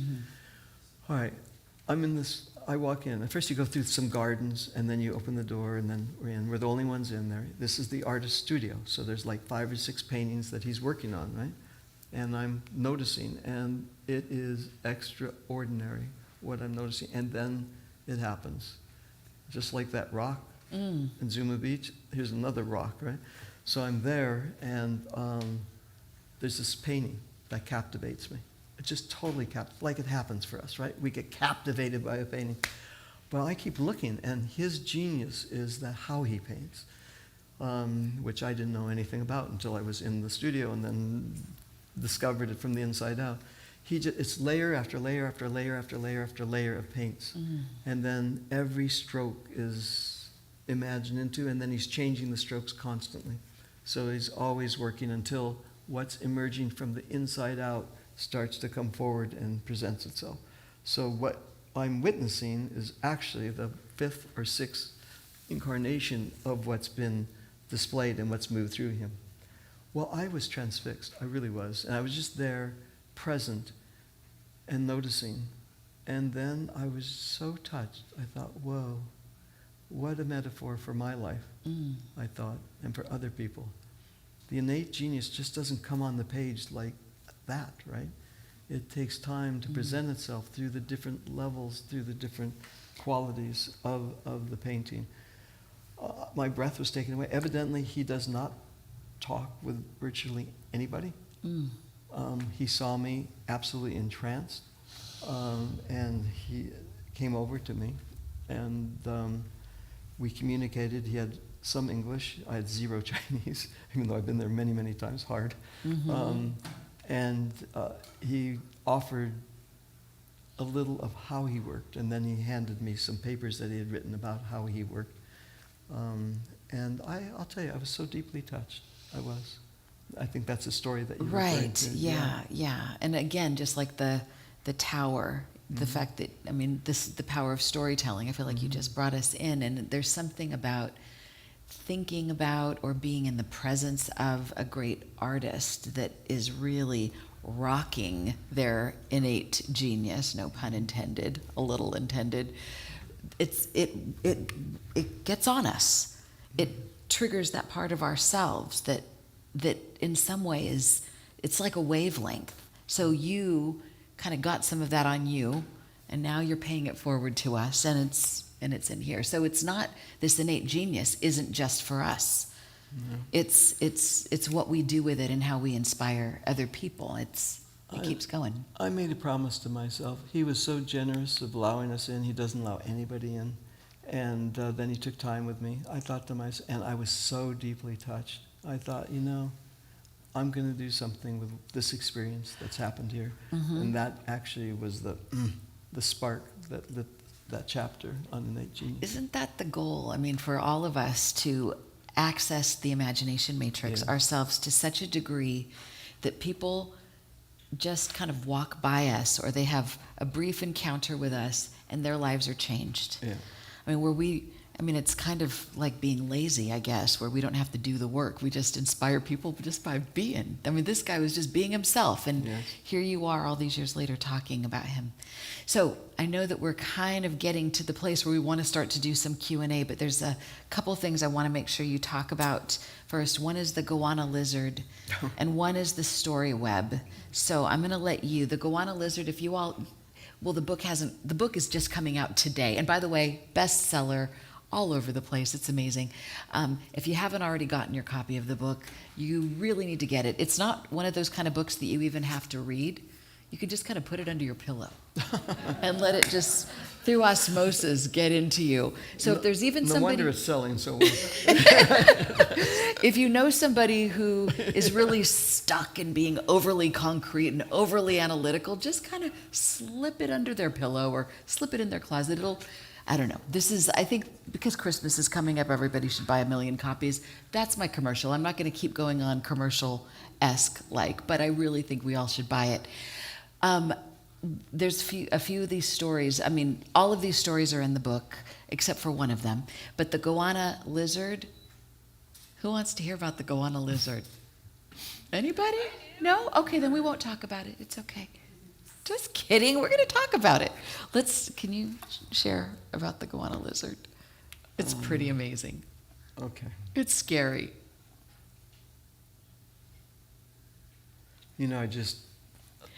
The matrix presented itself just here and now. Ooh. Just this moment in time. So this is real time. Go there. Well, I just appreciating that what happened when I was a little boy at Zuma Beach with that rock. Rocks can talk. Yeah. I just have not made that connection before. And that's about the story. That's what I'm just about to share. No wonder. Now, look, it's always, when you read the book backwards, you start to figure out how your life is unfolding and what destiny is. Right? All right, so my family, many of whom are here today, we went to Australia. I wanted to, and I was on sabbatical from Pacifica. And it was a whole thing to get us all together as a family, young children, and to go to Australia. And of course, I had this romantic idea because I saw it on National Geographic. If I'm going to go and, or it was the Nature Channel, I don't know. If I'm going to Australia, I'm going to meet an Aboriginal elder, and I knew exactly who I wanted to meet. Yeah. Oh my God, the arrogance. I mean, it's like, seriously. It's embarrassing, really. But I saw they did a biography on Bill Nugent, and he was the elder of the Dreamtime. And I was working with dreams. And Dreamtime, Australia, Bill Nugent, Steve, I would go over and just, in my world, it's so embarrassing. I'd have a session with them. It's like that. It's terribly embarrassing. So we went, and we started on the other coast, and then went to the Northern Territories on the other side, which is where Bill Nugent was. So we got to that place, and we arrived there, the whole family, and I tried to meet this man. That's the whole purpose. So I thought I'd present myself as a university professor and go knock on the door, and Bill Nugent would offer me some office hours, right? So I'm thinking, oh, well, that didn't work. So then I thought, okay, that's not going to work, so I will be a cultural anthropologist. I did take one course in anthropology at UCLA, undergrad. That qualified me. That's plenty. That's all you need. It's enough, isn't it? So I tried that. That really didn't work at all. Then I thought, well, I will be a visiting scholar because I did get an invitation in Sydney, and I'll try that. That also didn't work. So finally, I just thought, oh, this is fickle. This is not working. Let's just have a picnic instead. Yeah, let's just have a picnic. So I just wandered around Darwin, which is the place we were in, and I went in and out of art. Aboriginal art is stunning, as many of us can appreciate and am touched by. And this woman said, yes, well, there is a place you can go to, and I'll tell you, well, what brings you there? Why? Well, something happened in our family just like over the last days that I need to tell you, I need to talk about. What happened? She said, well, when we landed, we heard that there's like these salties. These are the crocodiles that live in the ocean. Like they're dangerous. Like if they eat you, you're dead. And so you don't want to be around them. So you don't go in the water if you see a salty crocodile. That's not what is a good thing to do, right? Okay, we thought, perfect. We won't do that. No ocean swimming for us. That was a downer. But no ocean swimming in these restricted areas. Okay. Then our family took a hike, packed the lunch, in the picnic basket, 2 young kids, 3rd kid on the way, all there, all ready to go. And we start going, and then our daughter, says, hey, look at. And we go, what's that? What's moving in the water? And it was reptilian. Holy shit. First thing goes, am I going to tell the difference between a salty crocodile or a freshwater crocodile? No. This was neither, but it was still reptilian, and it seemed to me it was a crocodile, right? It was a guana lizard. But a guana lizard is very big. Yeah. So it started coming after us. And we were told in Darwin, if you see a guana lizard, if it's approaching you, don't run away, don't chase it, don't be aggressive. Just kind of be cool. Because it'll crawl on you and bite you and stuff. And I'm with 2 children, young, and my wife, and it's like, oh dear. And she's pregnant. She was pregnant at the time, yes. It was all tricky. And we had the obligatory lunch in the basket, the rice cakes, the honey, everything that was appropriate for that time, the whole gig. And so we set it all out, but the guana came.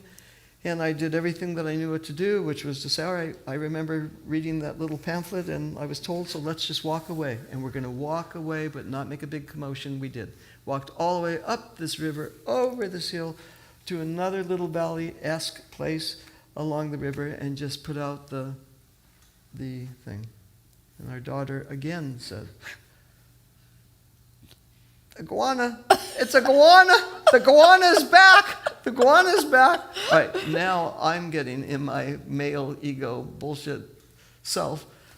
Got a little, and those were the days of the, back when it was the men's movement and Robert Bly, and it was all Iron John, for those who remember that reference, and I was all mega macho. And so I decided to pick up some sticks and slam them on the ground. You're not going to attack my family. Get out of here. You're out.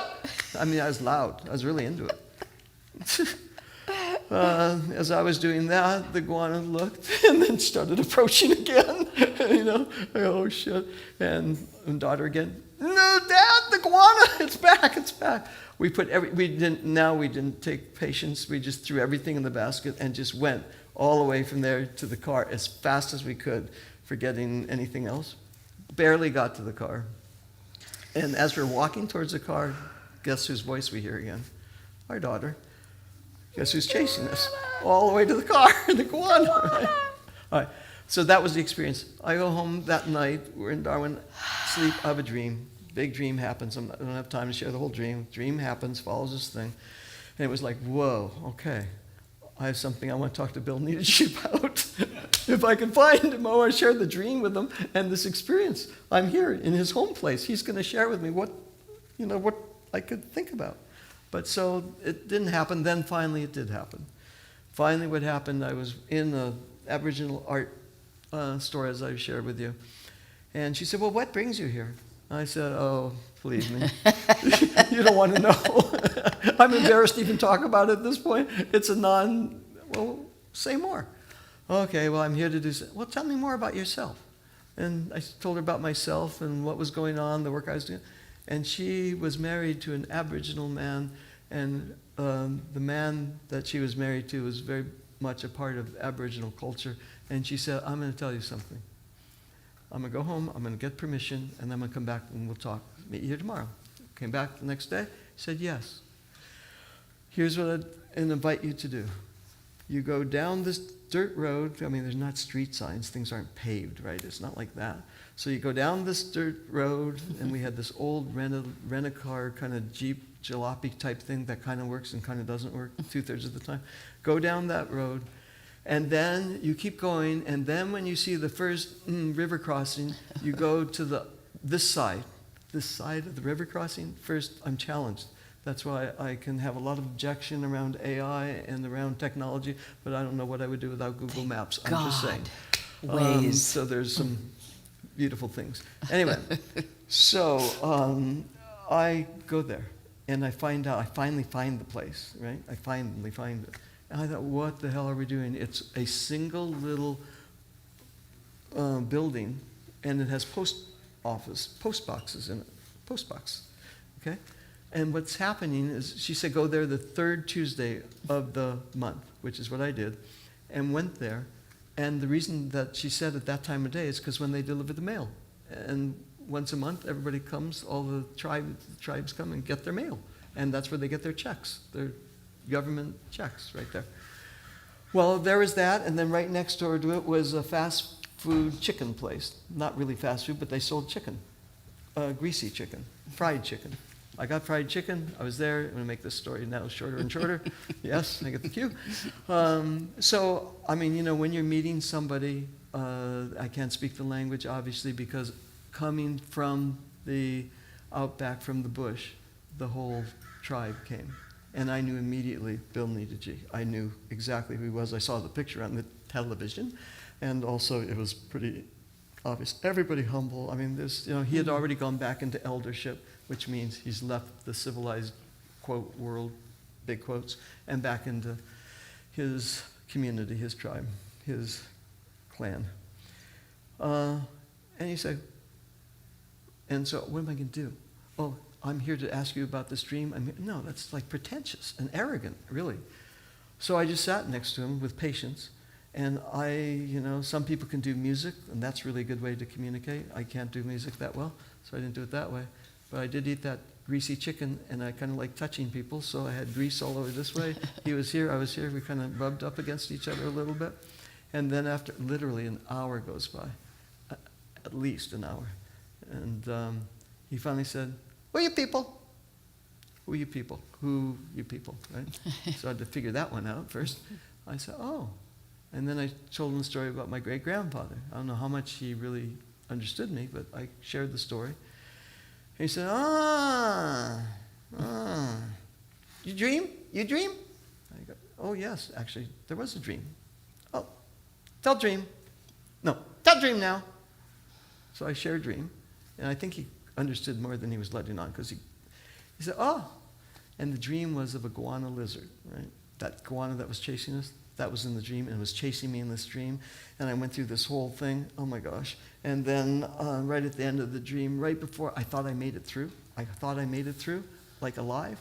And right as I took the last step, pow, I had a shot right through my, yeah. And I was happy to wake up and breathe. So that was still here. That's the dream I shared. He said, oh, big dream this. You go. Well, go where? Go on the dreaming place. Okay?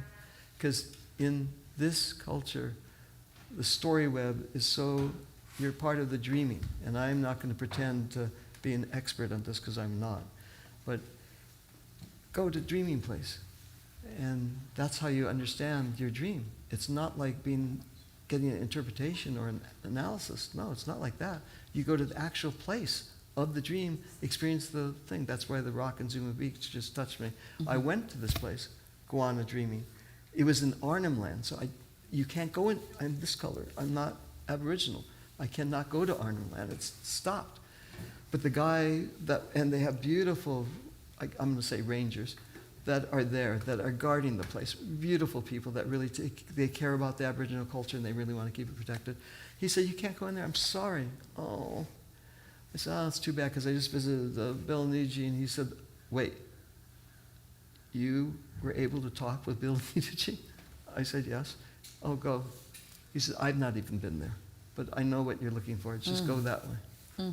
I said, okay. I went, and I found guana dreaming. It wasn't hard to find, because it looked like a big rock. Big rock of guana. A big guana. A big guana rock right there. So I went to guana dreaming, and then what happened is what probably informed the rest of my life, that moment. What happened is not words, really. I didn't even know what the heck was going on, but I felt something really deep inside. It was a somatic, a body experience, not a mental experience. Something just felt like it was coming through me. I didn't know what it was, but my body was shaking.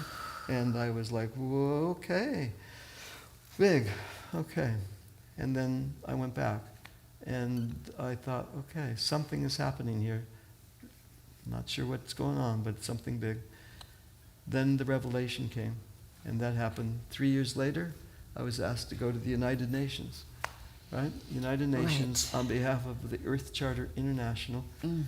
Then from there to go to The Hague, and there was a conference with world leaders. I was invited because I was doing the work at Pacifica, and 2 people from the United States, and then 2 people from a number of other countries, only about 60, 70 of us there. Very esteemed, experienced. The names are recognizable. I don't need to do that. Gorbachev. Okay. And Gorbachev was chairing, and Marie Strong was from Canada. I mean, there's a whole... And I was clearly the youngest and clearly the least experienced, yet I was there. The other person from the United States was Stephen Rockefeller. He was part of that. Wow. And so the 2 of us were representing the U.S. And everybody's representing different things. I was representing the depth psychological tradition and orientation. And I had worked for months with my colleagues at Pacifica and people in my extended community to really come into, the idea was to craft an Earth Charter with 10 principles that would then be distributed and all the countries adopted first by the United Nations, then put out there, and then be adopted and put into soft law. And actually, here's what happened. And this is where the story, not out of intention. It's fate, really. Right. 4 nights, 5 days, we come to the ending, the closing. And everybody has put their heart and soul in this. I mean, these are career diplomats, people that are leaders of countries. I mean, this is like a big deal, and they put everything into it with all the expertise and their experience. just trying to craft the charter, the wording. Gorbachev stands up in the last moments. Everybody's ready for, yes, we've done it. And he stands up and says, I'm sorry, we have failed. We have failed in our attempt. This is not working. And so I pronounce this an ending and not something that we can go into the world with. Okay, I'm at the podium because of the luck of the draw now. Remember, I'm a little shaky up there. The last person up to go. And then I felt it. Not my mind. I didn't know what the heck to say. What do you say in a time like that? I don't know what to say. But I felt that same thing at Go On Dreaming come through my body. And it just came through my body without my conscious, rational mind at work.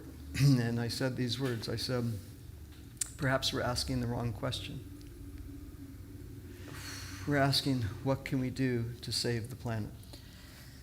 And the question we could be asking is, what is the planet asking of us? Gorbachev stands up. Marie Strong stands up. Yes! Good. Go out and do that. He says, right, go out and do that. Well, the World Council of Churches was there. 3 or 4 other big entities were part of that. And for the next years, that's exactly what we did, was how do you gather the response to that question? Through dream and imagination, not through the rational mind. Whew. I love, love, love. Okay, so many things. And as we wrap this up, because this is powerful, powerful work. I love what you say at the end of the book. There's a beautiful section on page 195 about the ritual of service. So we're going to wrap up this part of the program, and then we're going to have a little Jean Houston. We got a video from Jean Houston, and then we're going to do some Q&A. So I know we're past the time that we said that we were going to do this, so we understand if anybody needs to do what they need to do.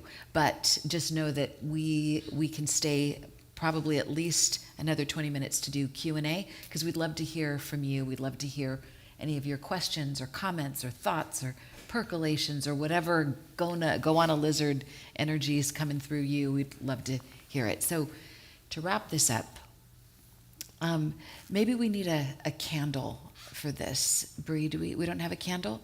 Okay, so does anybody want to play the role of the candle if we were in a dream? Just kidding.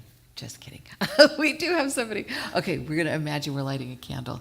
All right, page 192. Okay. Oh, yeah. Mm-hmm. All right, so this is in service of living an imagination-centered life, right? Something different happens when I'm living an imagination-centered life and the people that I'm working with. We talked about when we're in imagination at that level, curiosity opens up, innovation opens up. It's no wonder that Harvard Business School now is featuring imagination over business planning. Imagination incubators are now making their way into many, many corporations. Imagination. Here we're accessing the autonomous imagination, the deep imagination, the imagination that has life of its own, reveals itself through dream, through the figures that we discover on our dig, or the equivalent to the journeying in deep imagination. And we know that when that happens, when we're in that place, our depression begins to subside. It does. Anxiety lessens. Creativity comes forward more fully. It's an incredible additive to the quality of life. And so through this, something else happens. And it comes, I think, what you're alluding to, it happened to me in many different places, but at The Hague at that point in time, it was a big deal. By the way, that Earth Charter International got voted down twice. First one by the United States, sadly. The second one by China, sadly. Now it has been adopted, and it's in thousands and thousands and thousands of organizations and communities around the world. That's incredible. So, ritual of service. This is how the book ends. It's an invitation, because now we've made the journey. Now, what do we get back? How do we get back, right? So it goes like this, and that's what I think you were alluding to around the candle. To begin with, I invite people to find a quiet place. It's always turning off the rational mind, isn't it, for all of us? To invite the quiet mind, to invite the curious mind. We light a candle, because the candle evokes psyche from the beginning. Anytime I work with a dream or work in deep imagination, I'll light a candle to get me out of this chatter and into a different quality of presence and response. So we light a candle, right? And then we ask, just in reflection, after everything we've listened to, what is the world asking of me now? Right? What is the world asking of me now? Mm-hmm.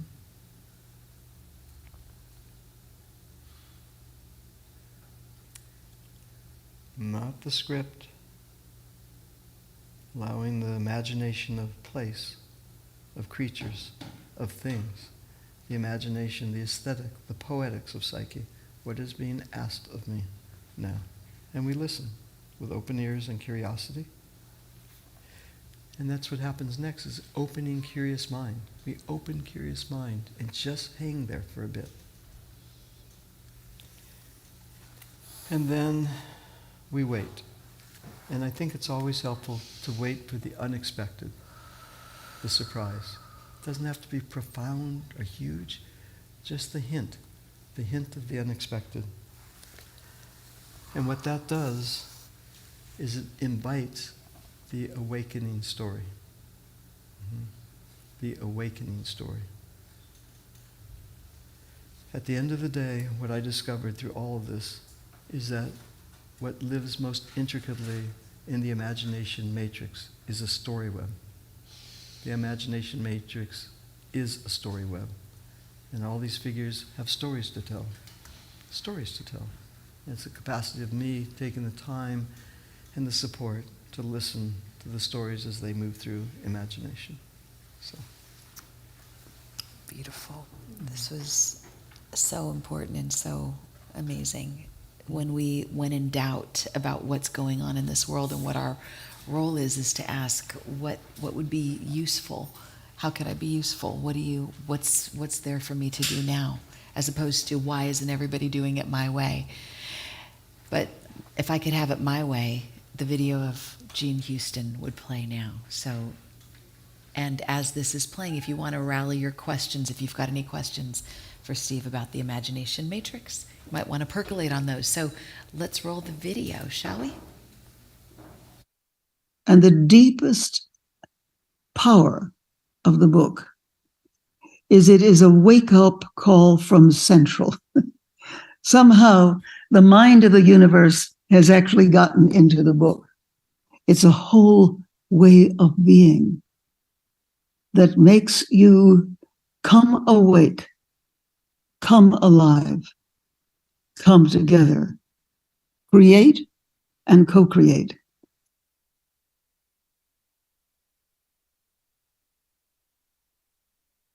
So, who's got a question? And I know we've got an online group. We've got thousands of people from around the world, and we don't have time for thousands of questions. Maybe hundreds. Just kidding. We're just going to take a couple. Bree. Yeah, Kelly, Okay. thanks. Oh, We've got an online question from one of the members of our dream tending community. you might want to come over here so it doesn't feed back. Get a little closer to us. Yeah. Okay. I might bite like a goanna lizard. That's okay. That's okay. Okay. So one of the members of our dream tending community, Miss Karen Blankenship, is asking Steve, what are you most excited about as you bring this work into the world? Yeah. I'm excited about involving myself with others in communities of praxis, where we are engaged with one another, supporting one another in cultivating an imagination-centered life. That is what is most interesting to me, and we can do it. And it's really different when I'm working in community than when I'm doing it alone. When I have people that can speak the same language, that we understand one another, that we have empathetic regard for each other. I mean, really, what's at bottom? Love, right? Eros, totally. When I'm in touch with the figures of imagination, when the journey is over in the morning, I feel something different. I do. In fact, the biggest new discovery that I've made over the last 6 months or so is that when I bring myself to this matrix of imagination, it's not even mental. I feel a somatic resonance, a body response, and I just breathe more deeply. It's just like,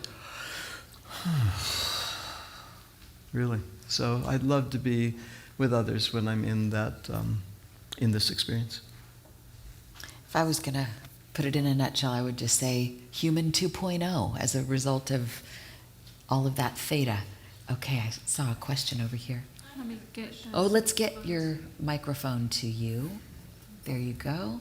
Please speak right into it. My question is, when in the morning when you're digging deep and you're getting together with all these entities and spirits and so forth, are you hearing those messages come to you in a kind of knowing from the source, or are you hearing it in your own voice, or are you hearing a different voice? That's a beautiful question. Thank you for that. Yeah. Yeah, what's happening for me is no thing, nothing, no mind. So I'm in the journey, right? And I just pause. I keep my curiosity open, because then I'm not thinking things through or trying to make things happen. It's not active imagination or guided imagery as it's usually framed. I'm not in that at all. But I bring myself to a place and I wait for, and the reason that I'm bringing myself to the place is not because I'm leading, because one of the other figures is I'm following. I'm just a complete follower in that praxis, in this praxis. And then I listen. And they speak from the inside out. The figures speak, they have voice, and I just or like that. Sometimes I, along with the other members of the troupe, find myself in a location and it's extraordinary, and I'll make a depiction. Other times there'll be a person, a figure, one of the soul companions will just give voice to something, and I listen, and then I write down. Yeah. So it's really quite remarkable. It offers enormous guidance. Do you have a voice of like, what the hell am I doing? How am I doing this? I don't have time for this. Do you put that aside? Do you even have that? I know for me, sometimes I have to work with that. It doesn't just disappear, and I just kind of work around it so that until one, it goes away. Yeah, that one, this is full of, what the hell are you doing? Right. Yeah. That one has a name too. Okay. So when you bring it in. Yeah, when it's brought in this realm, journeying in the deep imagination, its name is Outlaw. Outlaw. Outlaw is great. Ooh. Because Outlaw. These characters need good names. Yeah, this one just goes off the charts and will just discover the undiscovered. So it's really great to break through and be with that. That's great. Okay, another one from our streaming community. Yeah, thanks. We've got time for our last question, and this is coming from Paul Brucker. Steve, he is asking on your thoughts for what's next for you after this book, and any other ideas that you're exploring for a book or a course or any new life coming events. Isn't it funny, once you've given birth to Big Bertha, a big one, then they're like, what's next? Like, can I just hold this baby in my arms for a second? But it's a great question, because there's always the next. As Joseph Campbell said, the end of one hero's journey is the beginning of the next. Did he say that? Maybe I said that. I don't know. Somebody said that. What's next? 3 weeks ago, it was the book launch, 10 more podcasts, 3 more, visits at different places in the country. You're on a book tour. On the book tour, and then the new year comes, and I'm free! Free at last. Yeah. Oh, that was 3 weeks ago. Now I'm into it, and it's not the ambition of writing another book, but there is the love, I think, of allowing the stories that are coming through to find expression.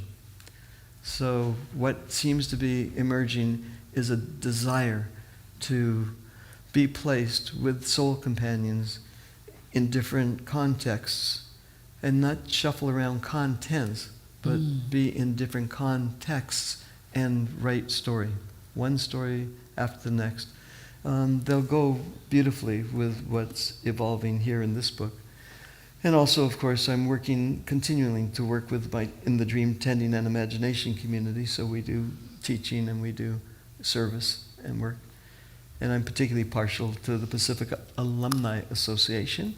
And I forever want to be part of that endeavor, because that's taking the work of tending soul, psyche in and of the world into the world. So I am always deeply touched by the involvement that I have there. Wow. I don't want this to ever end. On a parallel plane, it will go on and on. But I know I speak for all of us here and all of us out in the universe, in the streaming verse. Thank you.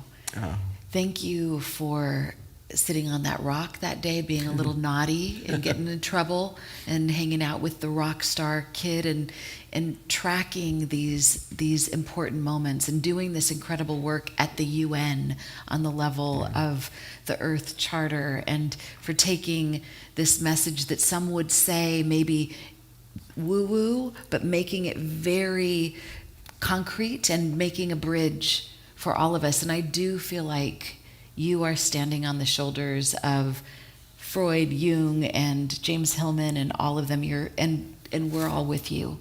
So I know your ancestors must be so proud today. And I know all of our ancestors who are in this room are proud of all of us. And may we all go forth and multiply inside the imagination matrix. Go forth and multiply all the books that you buy for yourself. Christmas is around the corner, because really, as one is lifted, all are lifted, and as one is deepened, all are deepened. And wouldn't it be great if we could all walk out of this space and be those kind of people, like that artist in China, where you just brush by us and there's a happening, there's a quickening. Wouldn't that be amazing? That would be amazing. As I fast forward the movie, I think that's what happens, Human 2.0, and I think this is the quickening. This is the blue pill and the red pill. I had to go there, I'm sorry. Thank you everyone so much for being here live, and thank you everybody for being here still alive, but being out in the virtual world, and for being part of the technology that is our friend. It doesn't have to be the enemy. It is an important part of this world, so we embrace you and we thank you. And again, to everyone here at the Narrative Loft, and to all of the folks at Dream Tending and Pacifica Pacifica Institute, and all of you all here, thank you. Thank you for joining us. And so it is. Thank you, Stephen. Thank you. We have a toast. We're going to do a toast, yeah? We'll do a toast. All right. So what we're going to do, because I think we're signing off from that world, we're only in this room now, and we are going to, no. While we're still streaming, Stephen, you and I are just going to do a toast symbolically on behalf of all of us. Oh, wow, a wall of champagne. How cool is that? I must be dreaming. All right, so now at this point, I don't know what we're doing. I've just gotten drunk looking at that, and I like it. So are we still streaming? So this will be symbolic. So those of you who are streaming, grab something bubbly, even if it's just water, you can just, and we're toasting to Steve, but we're really, because there's only one of us here, we're toasting to the Steve within all of us, and the imagination matrix within us all. So here we go. Cheers. Happy book launch day. Thank you. Mazel tov. Yes, well, thank you so many much. blessings. Woo! Woo! Yay. And for everybody here, I think we're going to do a photo with us all doing that. So cheers to you.